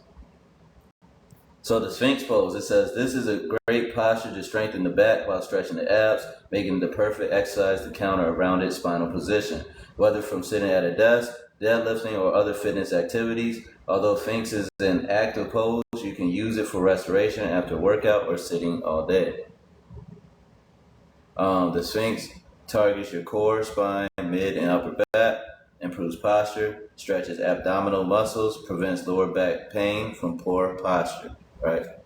I would have put it in my bio, but my bio I think uses up all the spaces for stuff. I might check it out later. But I will start putting it in my bio if I can, if I have space for it. Alright.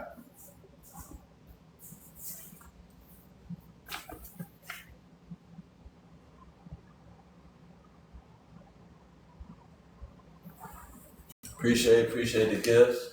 So now you're about to witness the Sphinx pose, right? Gotta make sure the mat is set up right. Gotta make sure I have everything positioned right for this pose. Down.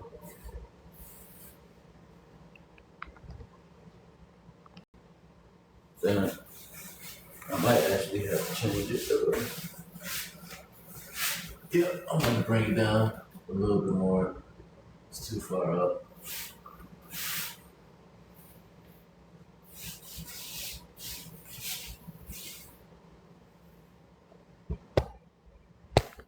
Appreciate the follow. Right.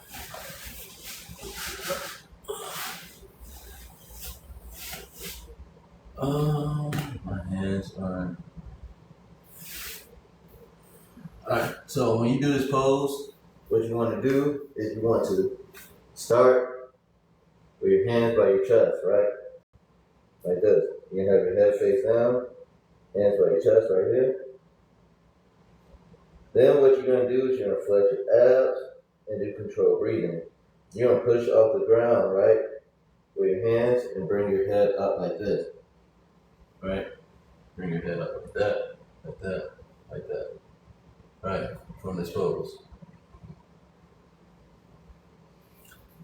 I don't really like how this camera is set up right now.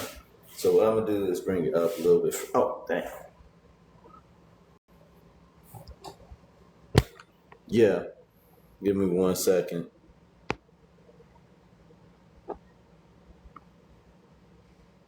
I be forgetting I have my name in my on my thing, right? So when people be saying Devon instead of DFAB, I'm like, what the hell? But then I'm like, oh shit, yeah, it does have it right there. Not that mine. I don't care. No, I didn't do the cat cow already. That is coming up later. Oh, but yeah, so.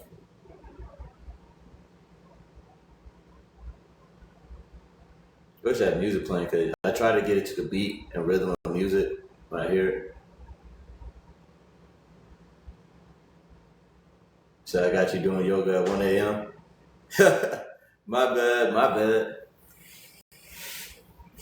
Alright, so what you want to do is you want to get this pose like this, right? Hands on the ground, like that. This might be a better position, right? So it might be too high up. I always try to bring it down just enough. Yeah, because I can't do it. You'll get there in time, if that's something you're trying to do. Alright, so you want to bring your hands by your chest, right? You want to bring your hands down by your chest. And what you'll be doing is you'll be pushing off the mat and bringing your head up like this, right? And this will put you into what you call the cobra pose, right? So, and you'll be doing that when you breathe, blowing air out your mouth. So it'll look like this.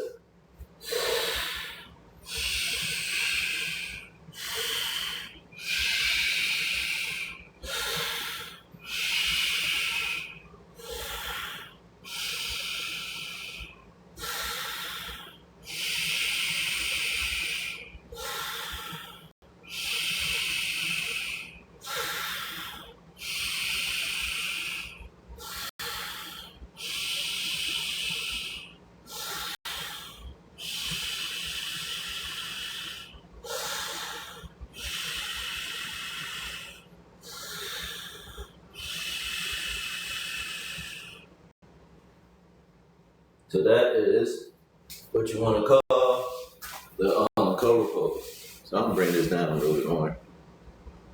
Said this ain't no Diddy party.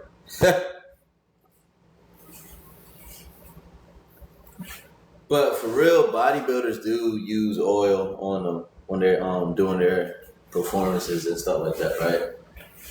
That is a real thing. I probably won't be doing it, right? Like I said earlier, I'm not a bodybuilder, so there's really no reason for me to be doing it. And then get my mat all messed up, right? You gotta think about the mat and all that. I'm doing yoga, I'm laying on the mat, it's gonna mess it up. The body goes, man. Let me bring this down. You said I look so familiar. I was an OS. Alright, so I'm starting like this, right? I'll have my hands up right here.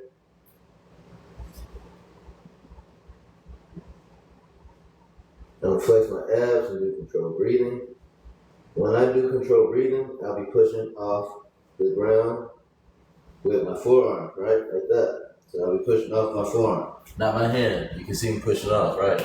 No. You said you were OS2? Yeah, that's exactly what I was. I made it to OS2 before I got out. Appreciate the follows. Appreciate the follows. Retired Navy here. Okay. That's what's up. All right. Surrounded by shipmates, right? Must have been a Tiger Cruise or something that. Who must have been on a Tiger Cruise? That's crazy. All right, so now I'm about the whole platoon watching. No, it's not. It's not a platoon. Not in the Navy. I feel like that's in. I was on the USS Mahan. That's the ship I was stationed on. USS Mahan. It's a destroyer. Their number was 7-2. It was Arleigh Burke class destroyer.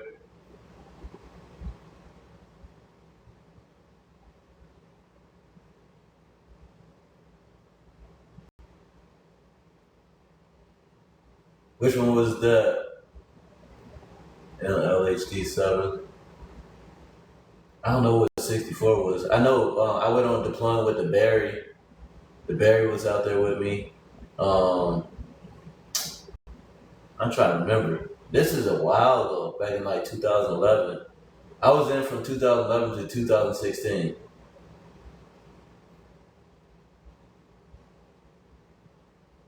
He said Cardi. Out of where? I'm so lost right now.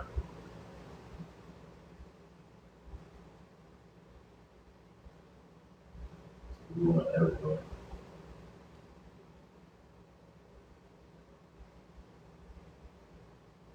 Happy New Year. Alright, so I'm gonna do this pose, right?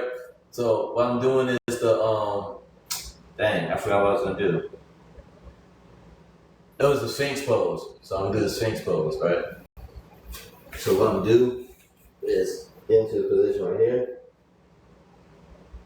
Oh, were you stationed at Norfolk Naval Station? Oh, Norfolk Naval Station.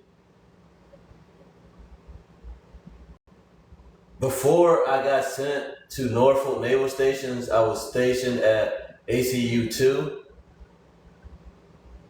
Yeah, Virginia. But I was stationed at ACU 2. That's in Little Creek, Virginia. That's where they got the CBs, right? They train the CBs there. You got the EOD. You got these people called the Riverines. What else? And the boats that we had over there, they were like the give me a second to think of them. The names. We had like the light boats and the utility boats over there. Oh, and they had the Beachmasters over there. You said plenty of liberty. I feel you.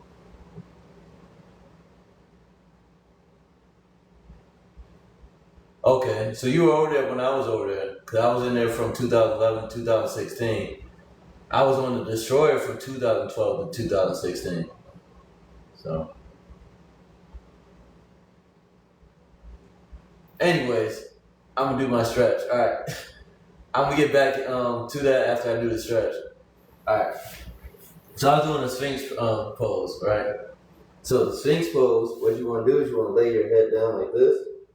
You want to flex your abs and do controlled breathing. When you do your controlled breathing, when you blow air out your mouth, you'll be lifting your head up like this, right? You'll be lifting your head up, up, up, up, up while you do the Sphinx pose, right? Oh, dang, that's a long time ago. Most of your ships are probably decommissioned right now.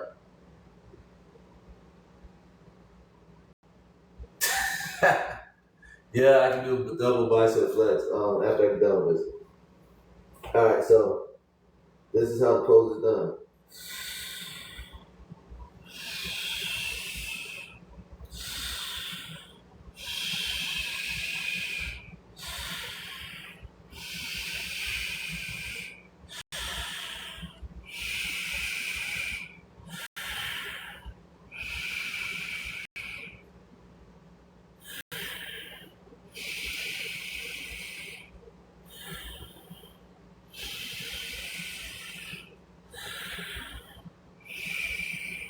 And then after you get into the pose right here, you can go into a deeper stretch. So you can push off the ground, right, with your hands and push your body further up. So it'll look like this. You don't want to push your hips off the ground. So your hips will stay on the ground.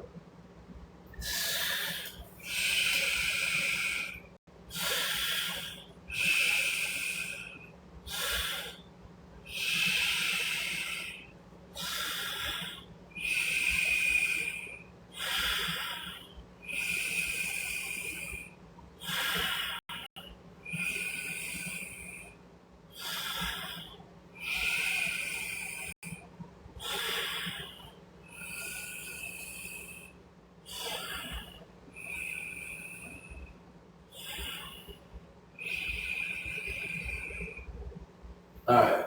Woo. So that's that pose, right? Now when you do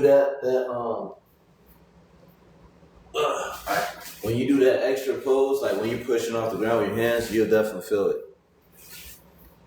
Happy New Year's. All right. Good night, man. Dang. Yeah, they will. I'm used to it. I'm not. I understand what's going on, but I'm doing poses, so that's all. I'm trying to show you guys how to do these poses. So, hey, it's I can't control the way people think, right? But I can continue to put out good information, and the people that do like the information will take it for what it is, right? All right, Alex Fiera, that's cool.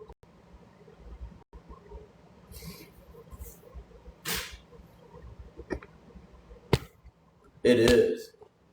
It is, especially when you get into when you get into all these different poses, right? Um, I'm guessing maybe from squats, right? I do a lot of squats. For those of you guys that are watching, I did leg day today, so I do it live too. So when I go to the gym, I do my squats, deadlifts. Um,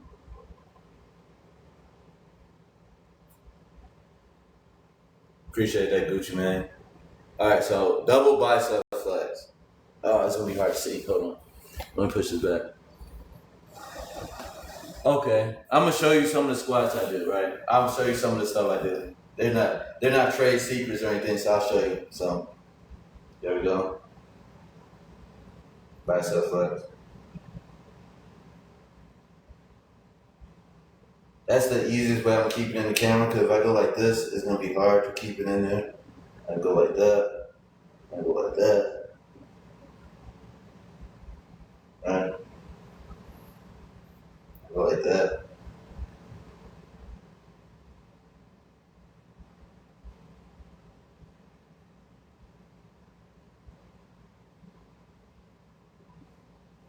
So he said, "Let's act." Hey, y'all, funny. All right, so what was I gonna do? What was the next pose? Someone said cat cow, I think. Oh yeah. You gotta have fun with life. Look, y'all. If y'all read my bio and stuff like that, I've been through a lot of shit in life, right? So I try to laugh and just ease my way through it, right? Because the more I stress about things, right, especially things you can't control, if I'm doing everything that I can control and I'm doing everything I can manage, that's all I can do. After that, you gotta let the rest slide, right? You can't do nothing about it. Life is gonna happen, and you just gotta laugh at it, right? So I just been through a lot of shit, and I just don't take things as serious unless it needs to be taken serious, right? So, oh, I appreciate it.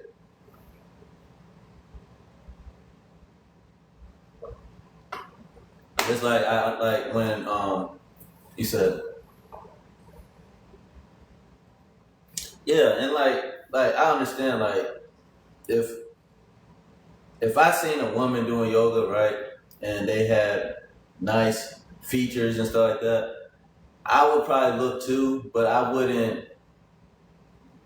I'm trying to think about the best way to say it, because like how you were saying that people sexualize everything, right? Which is true, they do. People will find a way to. But I also look at it and put myself in that perspective too. I'm like, yeah, back in the day, I did do that, right?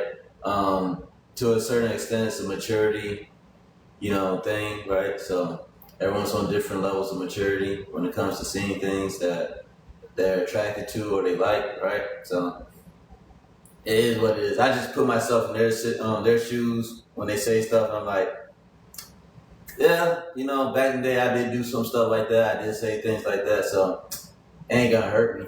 Can't hurt me, right? So,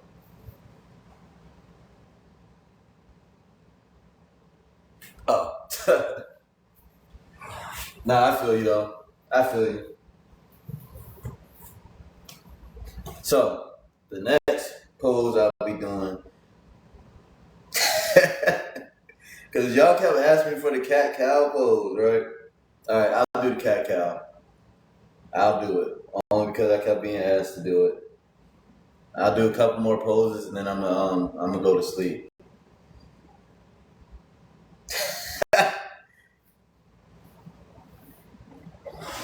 All right, so cat cow pose, right? The cat cow is on page 56. It's just hilarious.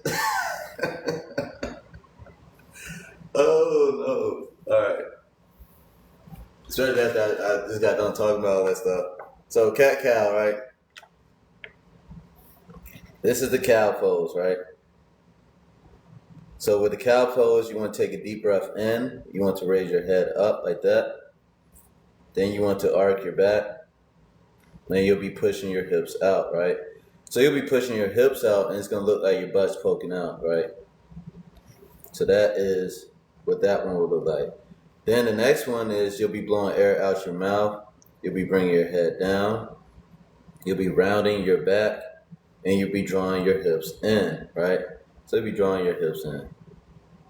That's when you're blowing air out your mouth. So this is the cow, this is the cat. You'll be doing the cow first, which makes no sense because it's called cat cow. So you would think you'd be doing this one first.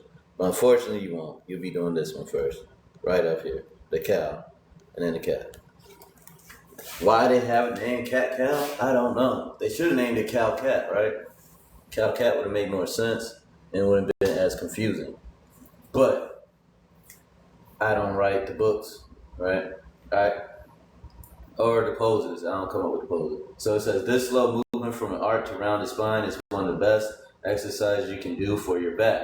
Whether you are an athlete warming up or a non-athlete recovering from a back injury, use this exercise to mobilize your spine. Oh, thank you, Audie. Use this exercise to mobilize your spine, release kinks or stiffness in your back, and prepare for exercise. The cat cow targets your spine, your back, and your chest. The benefits of the cat cow is that it relieves spinal stiffness and pain, prevents spinal injury, improves spinal mobility, and stretches shoulders and back, right? So these are really, really good things for your body, very beneficial for your body. So The cat cow is actually a good pose to do, to be honest. And the reason why it's a good pose to do, reason why I say it's a good pose to do is because when you're doing it, you're really gonna feel it in your lower back area, right? You're gonna feel it in your lower back, and it's gonna feel good, especially if you haven't stretched your lower back in a long time, or if your lower back feels tight, right, from your day-to-day activities. You are really gonna get that stretch from doing this pose, and you're gonna feel it too. And it's an easy pose to get into, right? You're not doing much, to be honest, when you do this pose. But I'm gonna walk you guys through the steps and show you how it's done, and you guys can watch me do it, right?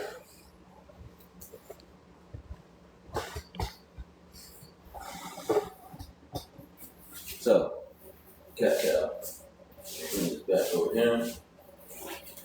So for the cat cow, you'll be on all fours like this, right? Dang, these angles are. I'm really trying not to put them in these angles, these weird angles, but it's so hard because. Yeah, I know. It's just. It's not working with me today. I don't want to put it straight across because I always try to capture my whole body. I know, right? I just can't. I can't win for it's yoga, so you can't win for losing. It's so funny. It's funny, but it's not funny. But it is funny. So keep it at this angle, of course. Yeah, right. Yeah, yeah. Oh, glutes. Yeah, yeah. Keep it at the angle. Yeah. What's that? So I try. You know what? I just give up tonight. So I'm gonna do that. I'm gonna do this pose right here. But y'all seen me mess with this camera, so this is not purposeful. I'm trying to fix it and get it at better angles. I moved my camera to a better lit area because I used to have it down there. So, any yoga for stiff neck? Yeah, this actually is for stiff neck too because you would be lifting your head up when you do your cow pose, and then you'll be bringing it down like this when you round your back. Yeah, I know. It's just, yeah. I'm just getting ready for the comments. I already know they're about to come. Oh no. Alright, so what you want to do is you're on all fours like this. So you can see my whole body, so that's the good thing. As long as y'all can see my whole body, that's good. That's a plus. I'm going to get this camera fixed right though. Alright, so what you're going to do is when you're in this position, you want to bring your head all the way down. So for me, I always bring my head all the way down like this. Then what I do is I'll breathe in. And the reason why I bring it down is so I can sweep into it. So I can come in like this, bring my head up like that, then straighten my body, and then arch my back, right? Arch my back. And you're going to feel it, like I said, and I already feel it. You're going to feel it in this lower back area right here, right? So, we're going to start over, right? What you're going to be doing is taking in a deep breath. So you're going to bring your head down. Take in a deep breath. Sweep up like that. Arch your back and look straight up. So this is the cow pose, right? My head is up, my back is arched, and my hips are pushed out. Now I'm gonna blow air out my mouth, bring my head down, round my back, and pull my hips in. This is the cat.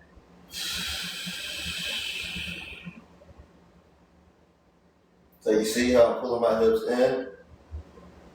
This is the cat pose. Now back to the cow.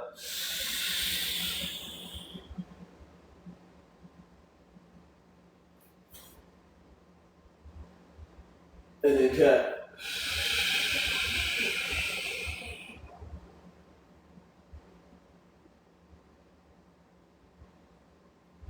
Cow.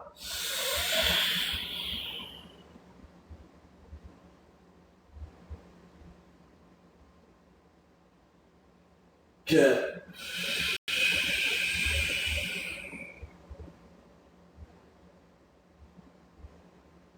Make sure you always flex your abs. Your core should always be engaged in all of these poses. Cow, breathe in.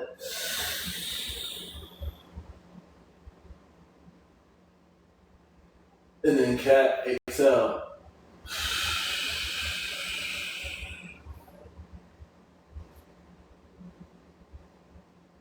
Cow, breathe in.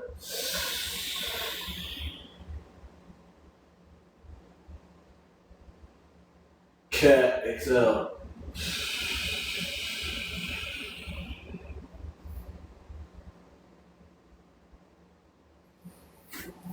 So that is the cat cow pose.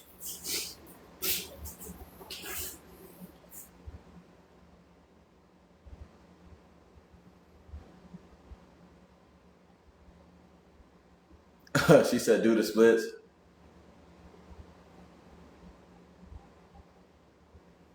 I can't do the splits yet, so it's gonna be a little bit. I think eventually I'll be able to though. No lie. I think eventually I will be able to do the splits, especially with me doing all the yoga I do already. Yeah, I do yoga 2 times a day. So now, look, it's been 2 months now since I've been doing yoga, right? 2 months. And I got very flexible in these 2 months, right? Very flexible. So eventually I'll be able to do it. I am kind of bulky, right? So I do have like, I don't know if you see me. I do got like a decent amount of mass to me. So it may be a little bit harder for me to get into some of the poses, but eventually I'll be able to get in it. Of course, yeah, definitely. Definitely. And like I said, I go live 2 times a day doing yoga, and then I go once a day going to the gym. So when I go to the gym, I go live at the gym when I'm doing my leg workouts, when I'm doing my back workout, chest workouts, arm workouts, all of that. So I can help other individuals get in shape too, right? So, and then the yoga is for people that don't really want to work out or go to the gym, or if they do go to the gym and they want to not feel as sore the next day, that's also what the yoga is for, right? So, appreciate all the follows. He said, not hard, but not as easy. How do I keep so much energy? Well, to be honest, when I'm at work, I don't really like the job I have, so I feel drained when I'm at work. But when it comes to doing something I really like doing, like I really like doing yoga, I really like working out, for some reason I get like an extra burst of energy when it comes to something I like doing. That's how I know it's something I should be doing, right? There's a lot of jobs I had in life. This is the one that I'm not even getting paid for this, right? I'm a certified personal trainer and I'm certified in the field of exercise therapy, and I don't have a job in that area, right? Most of the jobs I apply for, they kind of give me well, you've been incarcerated, so can't do that. So that's why I started my own LLC, right? So I started my own LLC. Let me get the book, the poses. Oh, yeah, I started my own LLC, and I could take my own clients, right? I'm using this as a platform so that people can get to know me and see who I am as a person and get, familiar with my personality, and then they'll feel more comfortable to hire me, right? So I'm not in a rush. I know things will come in time. Yeah, I mean, and the thing is, I could understand if I got out of prison and I was doing some BS, right? But I've been out of prison for about a year and 5 months now, almost a year and a half. I got my own place, I got my own vehicles, right? I go to work, I work 2 jobs, and I work every single day, right? So I've been working every single day. That's another reason why I'm trying to get my fitness stuff take off. But I'm also patient with it. I understand it's going to come in time, so I don't rush into it, right? Now I did 8.5 years in prison. I got out 2024, August 12th, or August 12th of 2024. So I've really been just doing what I need to do, pretty much just so that, keep going, man. Consistency is key. I appreciate it. So you can get this book right here. Yeah, people keep telling me I should create my own yoga book. They really like I guess they like me doing yoga, like watch me do yoga, right? So yeah, I write books. That's the funny thing. I do write books, but they're not health and fitness books. They're like horror books and fantasy books. That's what I did when I was in prison, when I was incarcerated. I wrote a lot of books. Well, I ain't gonna say I wrote a lot of books. I wrote 3 books. My dad, I sent a copy to him. He lost one of my books, so but yeah, I wrote a lot of books. I actually have like the manuscripts and everything. And I also have it on my email. So if you guys ever want to check it out, if you're into horror and stuff like that, and you want to give me your honest opinion, I'll send it to you. It's already copywritten, so you guys can't really do much with it if you guys trying to take the idea. But one of the books is like 800 pages, right? I read a lot of Stephen King books. I read a lot of big books, right? So like Stephen King, George R. R. Martin. There's this guy called Ken Follett. He writes historical fiction books, right? Robert B. Jordan, right? R.A. Salvatore. These are just names I'm throwing out there of different authors. But I love reading books. That's something I really like. Eventually, one day I want to own my own publishing firm, right? And with that publishing firm, I want to give back. Oh, I appreciate it, Audie. I want to give back, right, to the places I've been, especially in prison. There's people in there that want to do good things in prison. Then you got obviously the knuckleheads, right? You with a good batch of people, you always have a bad batch as well, right? And I'm not saying bad as in like they can't change their ways and stuff. It's just that they're just not at that point where they want to change yet, right? We all get those areas in our life where we're doing certain things, right? And it takes us some time to mature and do the right thing or do the things we're supposed to be doing. This could be in relationships. This could be with the law. This could be with our own physical health and fitness. It could be with a lot of different things, right? So we got to just, when it comes to people, I try to, especially since I've been through a lot and I've seen a lot of people that been through a lot as well, right? I try to be empathetic toward them. So even when people do things that kind of rub me wrong, right? I'll put myself in their situation and be like, hey, you know what? 5 years ago, I did act like that, so I could see where they're coming from, and then you could talk to them on the same level of where they're coming from, right? You can kind of backtrack and go down to where they're at, right, and then elevate back up to where you were at. So, and sometimes you can go down to someone else's level, right? I'm not talking about arguing with them, but bring yourself down to their level where you can understand and show that empathy for them, and then you can elevate them to your level, right? You can bring them up so that their eyes are open to what you're saying and they have a better understanding, like, oh shoot, now I see what you're saying. Now I understand why you acted that way or why you felt this way about that. So it's more about communication. We need to communicate more as people. I think a lot of things take it away from us. Social media is one, right? Not, I ain't gonna say social media in general, because there's a lot of good things out there on social media. I learned stuff from different people on social media. I'll say like the fact that we don't like to go out and actually talk and engage with people can be the issue, right? Where we focus so much on our phones and texting people instead of actually calling them and talking to them. So you miss out on the cues, the human cues that we give off, right?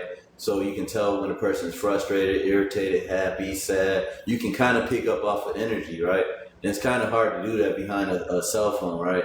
So it's always good to be around people at certain points in time. I'm forced to be around people. I work 2 jobs, right? Both my jobs, I'm around people 24/7, so I'm forced to be around them. And even if I wasn't forced to be around them, if I had a job where I could make money without being around people, I would still take myself out there because it's always good to interact with people and build, that social aspect. So.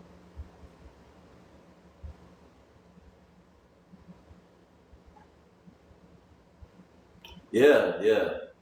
I'm not gonna say they're illiterate. What I'm gonna say is that they haven't had a lot of interactions with humans, right? And I don't mean that to be funny because people are like, man, I have interactions with humans all day. I play video games. I talk to a person on a mic. I get on my phone. I text people all day and stuff like that. No. There's a whole different form of communication where you're actually in front of another human being and you're talking to them, right? And you're conversating and you're talking about topics. You're even debating, not arguing, debating, right? And debating is just when you're going back and forth and you guys have the respect for each other where you're like, all right, I don't agree with what you're saying, so we're just going to agree to disagree and just leave it at that. Those conversations, right, they're uplifting, they're building, they're empowering. There's a lot of stuff I don't agree to with people, right, with friends and family and stuff like that. But I'm still able to engage them in conversations, and I can say, well, I can see where you're coming from, and from your perspective, yes, that would make a lot of sense. However, right? However, I don't see it that way with my own perspective, right? So we're just gonna have to agree to disagree, right? And having conversations like that with people actually helps stimulate your brain, right? And it help you with critical analysis in a sense, right? And those are very healthy conversations. Those can take you a long way in life. What's my favorite book? Dang, man. All right, so I was talking about Ken Follett, right? He's a really good writer, and it would go between Ken Follett, George R. Martin, right? I really like George R. Martin writings. Um,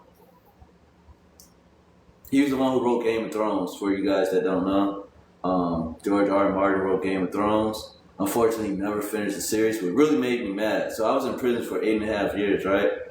And his last book he wrote was A Dance with Dragons and A Feast of Crows, right? And I'm waiting for the next books to come out. This is in 2013 that the books came out, mind you, right? So he usually releases books out in like every 5 years. So I was thinking in 2018, I was already in prison. I was in there for 2 years, or incarcerated for 2 years. So I'm like, oh shoot, the book's about to come out. Never came out. He finished the whole series. Like he finished the whole Game of Thrones TV series on HBO. Then instead of writing the series, this is what really made me mad, right? I'm frustrated with this author. So you know what? I can't even say it's George R. R. Martin now. But his writing is so good, right? So the thing about his writing, right, and why it's so good is the fact that he's able to engage you with enough dialogue that the books are. But he's able to engage you with enough dialogue to keep you interested in what he's talking about, and then he'll throw some descriptions in there, right? And he's really good with the things called beats, right? So if you guys read books, and one of the things that they do in books is when someone is doing something, right? So it'll be written like this, right? For example, it'll say like this. Well, Defit picked up his book, right? Glanced at the person, said, well, I'll talk to you later, right? He pointed his finger, said, I'll talk to you later, right? And he continued. So beats are things that people are doing in the middle of conversations, like me doing this, right? This is the easiest way I can describe it. The beats are things that people put in books basically to give the person more character, to make them seem like they're human and not something that was just written, right? And part of a good book and part of a good series, especially nowadays, because people have ADHD, right? It's hard for them to hold on to a conversation or be drawn to something unless something is flashy or something's happening right then and there. And if it doesn't keep their attention for longer than a couple seconds, then usually they just throw it away and they go into something else, right? Same thing with like when people make posts up here, right? The 3-second rule. So with that being said, books, you're going to have a lot more attention grabbing substance in there to keep people occupied, especially with our society nowadays. So beats do it, right? Beats make it more human. You can throw a description in there. So you can say, hey, bro, you can say, Tony said to Michael, hey, bro, look at the sky. He pointed to the sky, right? The sky was blue, but there was a dark cloud heading over there that they never seen before. This is the description, right? Man, I wonder what that cloud is, right? So these are conversations going on, but it's also throwing description in there too at the same time. So it keeps you grounded into that conversation and into what's going on. So you're sneaking description in there instead of having like a whole paragraph of description, which I hate. So I read a lot of books like that where it's like, Tony walked into the dark room. It was quiet, it was dark, it was eerie. There's a chandelier that was hanging from the ceiling that looked like a demonic crown. As he continued to walk into the room, his breath started, it's just way too much. What I'm saying is it'll just go further and further into the description. So there's no talking, there's no communicating going on. Yes, it's getting into the psychology of the person, like his breathing started to pick up and stuff like that. But it said, have you ever read The Sun Does Shine by Anthony Hinton? Or Hinton, the man who was falsely accused of placing the devil. No, I haven't read that. But Stephen King does that. So Stephen King books are hit or misses. That's why I can't even put them in the top, right? Because his books are either hit or miss. You're going to either love his book or you want to burn that bitch. So it's one or the other, right? It's one or the other. You just can't live with it like that, right? I read a lot of Stephen King books. I read probably about 20 of them. But George R. R. Martin, he's really talented at writing. He's a really good author, and Ken Follett. So if you guys like history, you guys want to know about the Black Plague, if you want to know about World War One, World War Two, and all that stuff, those are really good books. I read a lot of self-help books. Those are some of my favorite books. I read everything. I force myself to read books I don't want to read. And the reason why is because when you force yourself to do things that are good for you, but you don't like doing, you start to open new pathways in your brains, right? In your brain, through neurons, right? And what they do is they dig the grooves into your brain. So all those little creases you see in your brain, right? When you look at a picture of a brain, and you see all the wrinkles and stuff like that. When you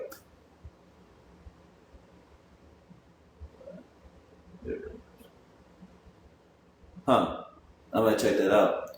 I might check some of these books out. But when you are continuously doing something that is good or bad, right? When you're developing the habits, what happens in your brain is you develop the grooves, right? And the grooves continue to dig deeper and deeper in your brain. So let's say a person was smoking cigarettes for a really long time. Smoking cigarettes for a really long time. I appreciate that, Audie. And what happens is when you first start smoking cigarettes, your brain is still getting used to it, right? And it doesn't know if it's going to be a habit or not. So, neurotransmitters, you got neurotransmitters, you got the neurons. The neurons are the actual, neurons are dealing with atoms and stuff. But the neurotransmitters in your brain,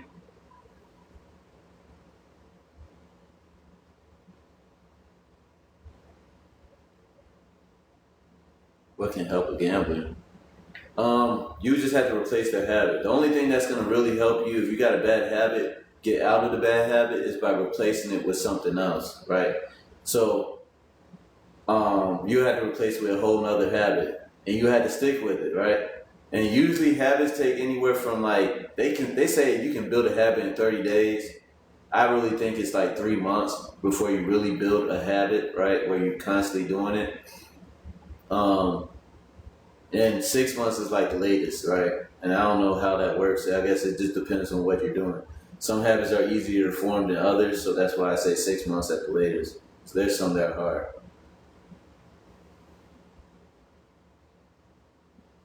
Years? I don't know. Oh, okay. Investigative stuff's interesting too. I do enjoy me some investigative books. Definitely do. But I can't read them all the time, so I enjoy some. All right, let me get back into the poses.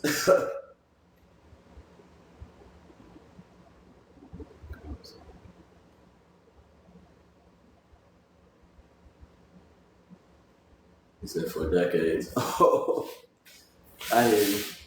All right, so I'm gonna get into what was the pose I was gonna do? Okay, I'm gonna do the frog pose. I'm gonna do the frog pose. I'll do a few more poses, and then I'm gonna give me some rest. Right? It's almost 3:00. I was supposed to be off by now. All right, so the frog pose. The frog pose is on 110, so I'm gonna show you guys what that looks like. I remember that one.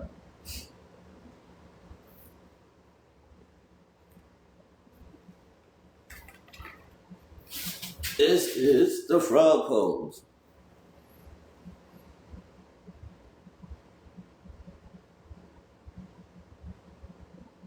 Okay. Definitely.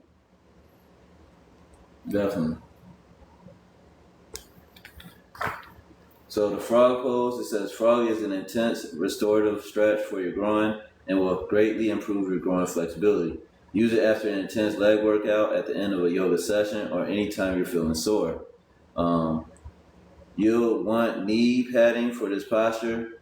Use small towels or folds over the ends of your mat. So the frog pose targets your groin and inner thighs. The benefits of it is that it improves inner thigh and groin flexibility, reduces back pain, promotes lower body recovery, and prevent knee, hip, and spinal injury, right? So that is the frog pose. Go to the page with the frog pose on it. I might actually go to sleep after this one.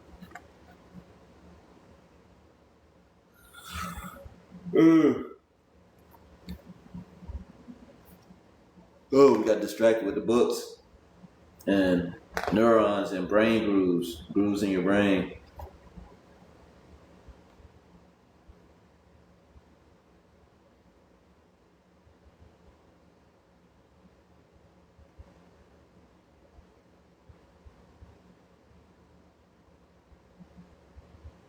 That you don't get some rest. Yeah, I think I'm gonna do it after this pose if I can find it.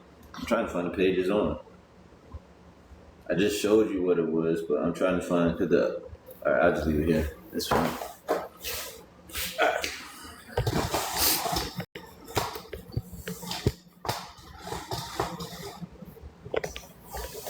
Uh-oh.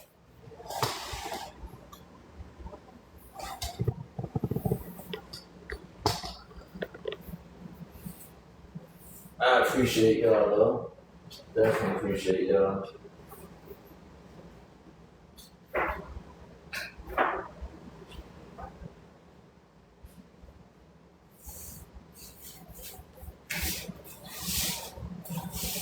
So for the frog pose, this is probably the last pose I do anyway. Might be. I might do one more. Just depends. What's up? Happy New Year. Oh, I'm short. Yeah, I'm only 5'5", so I'm a short guy. Oh, 5'8". I feel like this thing just gives up on me. It just falls all the way over. All right. So for the frog pose, you guys seen it before. Maybe I do need to have it like that.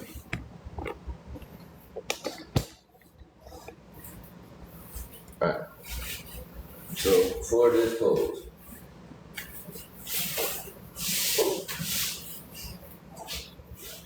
what you're gonna do is I'll bring this.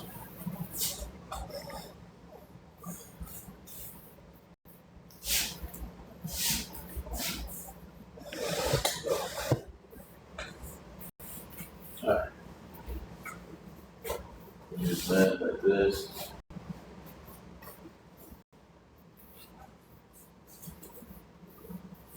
Cause I like to fold the mat when I do this pose. Otherwise, my knees will dig into the ground and it'll hurt.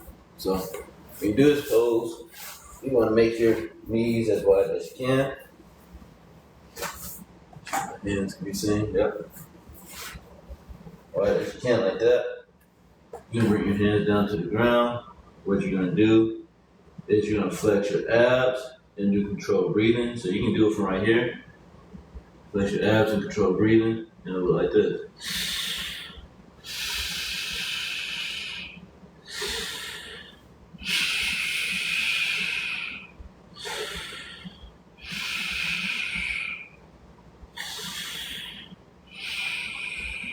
Or what you can do is you can push off your forearm and drive further back into your hips, right, for a deeper stretch, like that. So it'll look like this. You'll do that when you go air out your mouth.